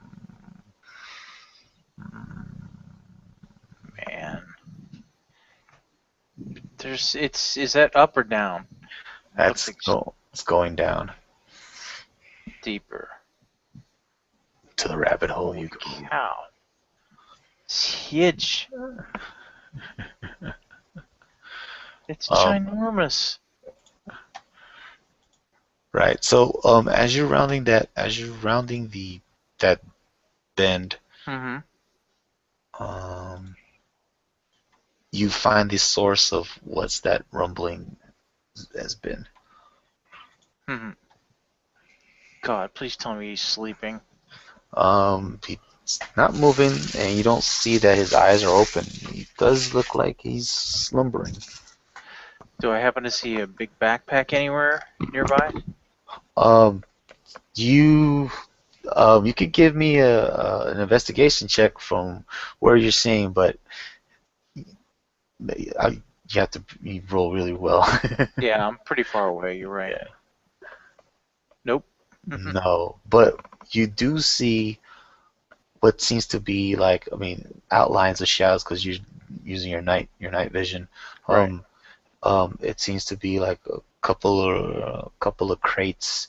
There seems to be some piles of, you don't know if it's just junk or treasure. And it's sprawled around the cavern where this creature is slumbering. You see a scared look in Rindlethar's eyes. He's there. Sleeping. And there's a bunch of gear and boxes and crates around the cavern. Dare I tempt fate? I don't know. I mean, do you think there's any way that we could hide and And when he goes out foraging for food, maybe try to break in after that. It's possible. If we're going to do that, I would recommend going into the chamber where the waterfall is. Yeah, that could be. Um, Yeah, and it being you guys have been there. It's probably like afternoon, okay. noonish to afternoon. Uh, see, I mean, he's. Did you see any food or anything that he could possibly eat? I Or don't know. okay, I was too far away, and I only let just the barest little tiny bit of light out so I could just see immediately in front of me because it's dark, dark, dark in there. hmm Um, Right. What I did fail to mention that like around this cavern and stuff. I mean, you do see like some loose cobwebs or spider webs of sort. You saw some bodies of what seems to be leftovers of a giant spider, like melted or eaten. mhm. okay. Right. And I mean, and also sprawled in the caverns, you probably saw like maybe, like I said, like this place has been mined before, especially Mhm. that one room that you went into. So you see like some trinkets or gear or like picks, shovels, that kind of stuff, like mining stuff. But it seems like the metal has, like I said, the metal's been rusted or parts of it has been corroded in some way. Oh my God! I was thinking a rust monster, but maybe it's his chlorine. Chlorine is a highly corrosive um, breath weapon that could destroy Well, metal. it could also be time. That too. Well, it's moist in here too, so. Yeah, uh, it is. Did I mention it was humid? It is humid. Yes. mhm. Um, No, I mean it depends on the temperature of the cave itself. If it's fairly cool, then it shouldn't be humid at all. Um, there'd be moisture everywhere, but it wouldn't be humid. yeah, it's not like humid in a sense where like like hot fire or anything like that. Yeah, Mhm. yeah. Well, I can't remember. Is humidity, is that similar to like the dew point? Because when Um, the temperature equals the um, it's something like the temperature equals the yeah, if amount of it's a dew moisture, point or percentage of lower, then moisture. you Yeah, get condensation. you get condensation. And is humidity a similar thing where if it heats up to a certain point, the water evaporates and just hangs in the air? hmm, I would. Just to measure the percentage of how much is in the air. With the water source and the waterfall, there's probably a lot of aeration, so. Yeah. Yeah, but no, it's not like, I mean, if anything, yeah, I mean, especially that one chamber where the waterfall is, that particular room. I mean, it is wet, you Yeah, know, yeah. Oh and it, yeah, yeah, I think most of the walls would probably have some Yeah. sort of some type of residual, yeah. yeah, Um, yeah, especially like around this area here, the I guess the moat, if you want to say. yeah. Come on, There should be yeah. let us go back. Okay. Yeah. If we're gonna I'm far try too to worried. yeah, I want everybody here for this. yeah, if we're gonna handle a dragon, I think we'd want a dragonborn to help us out. Yeah, and maybe we can come to find out that he just set off a few hours after us and he arrives. Yeah. Yeah, that might also be the reason why too they're waiting out there because they're probably waiting for Tillis. Or maybe he was. Well, I would say he was with you guys on the travels, and Mhm. maybe he was a little, I guess, slow at packing up Mhm. his camping gear. Or I would maybe you guys try. left him at the camp. Yeah. One last thing. I guess I was in here a little bit. No signs of packs on any of these ledges or anything. Um, no. But when you entered, the floor starts to rumble. Oh God, I Okay. run.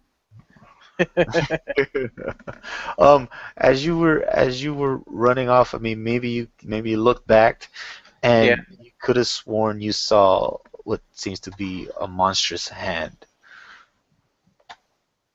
poke out of the earth and then go back in. Yeah, as fast as you can. we're out of here. We're out of here. At least back to here, if not leaving altogether. Back I under the kind of water. think. Did you see an exit anywhere around here? I guess he might be foraging in the area, in the cave itself for food, but I don't know enough about dragons to know how often they have to eat. I don't know either. Think about a boa constrictor though. They can eat like a rat or a rabbit or something, and then not eat Yeah. again for 2 weeks. Yeah, I know. So Yeah, we that's could be true. waiting an awful long time. We Yeah. could give it a day, and if nothing happens, then give it a shot. Here's another thing: we might be able to come up with a plan where you're using guidance on me, and I've got Chiron. that potion of flying. Mhm. Go in, use that because I think you can move really quick. Didn't You know somebody what I get mean? a potion of invisibility somewhere I from? used it up already. You used it? Yeah. Oh, yeah, that's right. When I Yeah, went we did. into the Cragmoth Castle. Yeah. Um, Okay. So are you guys heading out? I think we probably should head out. yeah. Yeah. Well, I gotta kind of call it a night anyway. Yeah. All right. And we reconnoiter, talk to The other fellas. Sildar about that we found the a dragon in Yeah, I here. laid eyes on it actually, and Okay. And yeah. Cool. Oh, okay, as you guys are preparing yourselves to go back into the water and go out, Rindathar, you hear that familiar coming from up in here. coming from this direction, and out of the darkness as you're looking, you see a creature heading towards you From where? from over here. Okay. What does it look like? Do you see it? I see nothing. Oh, okay. Hold on one second. Let me see. Should see it now. And, Run, swim, fly. and and it's getting closer. It when you see I it. push Andal into the water. Go now. And I'll follow behind him if need be. I guess I'm swimming through the passage now. Here's the thing, Chris. I know what it is, but I don't think my character does. He might have a suspicion, Right. and once I think Andal's away, I'll be like, "Nah, stay back." I'm not gonna yell it, but stay back. Right. And then I draw my short sword. Stay back, and I'm starting to back into the water. It's coming closer to you. Am I smart enough that I would maybe just drop the sword, or not drop, but lay it on the floor so it doesn't make a ton of noise? Yeah, I'm gonna say, given what you studied and researched, you have an idea what this creature is. Your character would. Mm-hmm. And then once I do it, I back into the water completely, and I'm watching it though to see what happens. Right. I also, in this instance, will be keeping the rapier behind my back, so it's like out of sight, out of mind, hopefully. Right. So when you drop the sword, you swear this creature's coming at you, but it stops, and with the antennas in front of it, it starts feeling on the sword, and you notice that the sword is changing to a different shade, and then the Yeah. creature is actually starting to feed off of this Oh sword. God! Oh, have at it! I can get another short sword. Bye. See ya. I'm swimming away. Yeah, Well, we're the heck out of here. He you surfaces, I surface like a moment later. Yeah, that's. Yeah, it started devouring my short sword. We're out of there, man. Yeah, I'll use my bow next time Yeah. if needs be, or we'll cast a net over it or something. Or Kyren has some magic that should be able to help. Yeah. All right, man. Yeah. Well, I gotta call it a night, Phyllis. Mhm. Yeah. Me too. Cool. We'll see Oh, you fun. guys next week. Yeah. I can see what's gonna happen in here.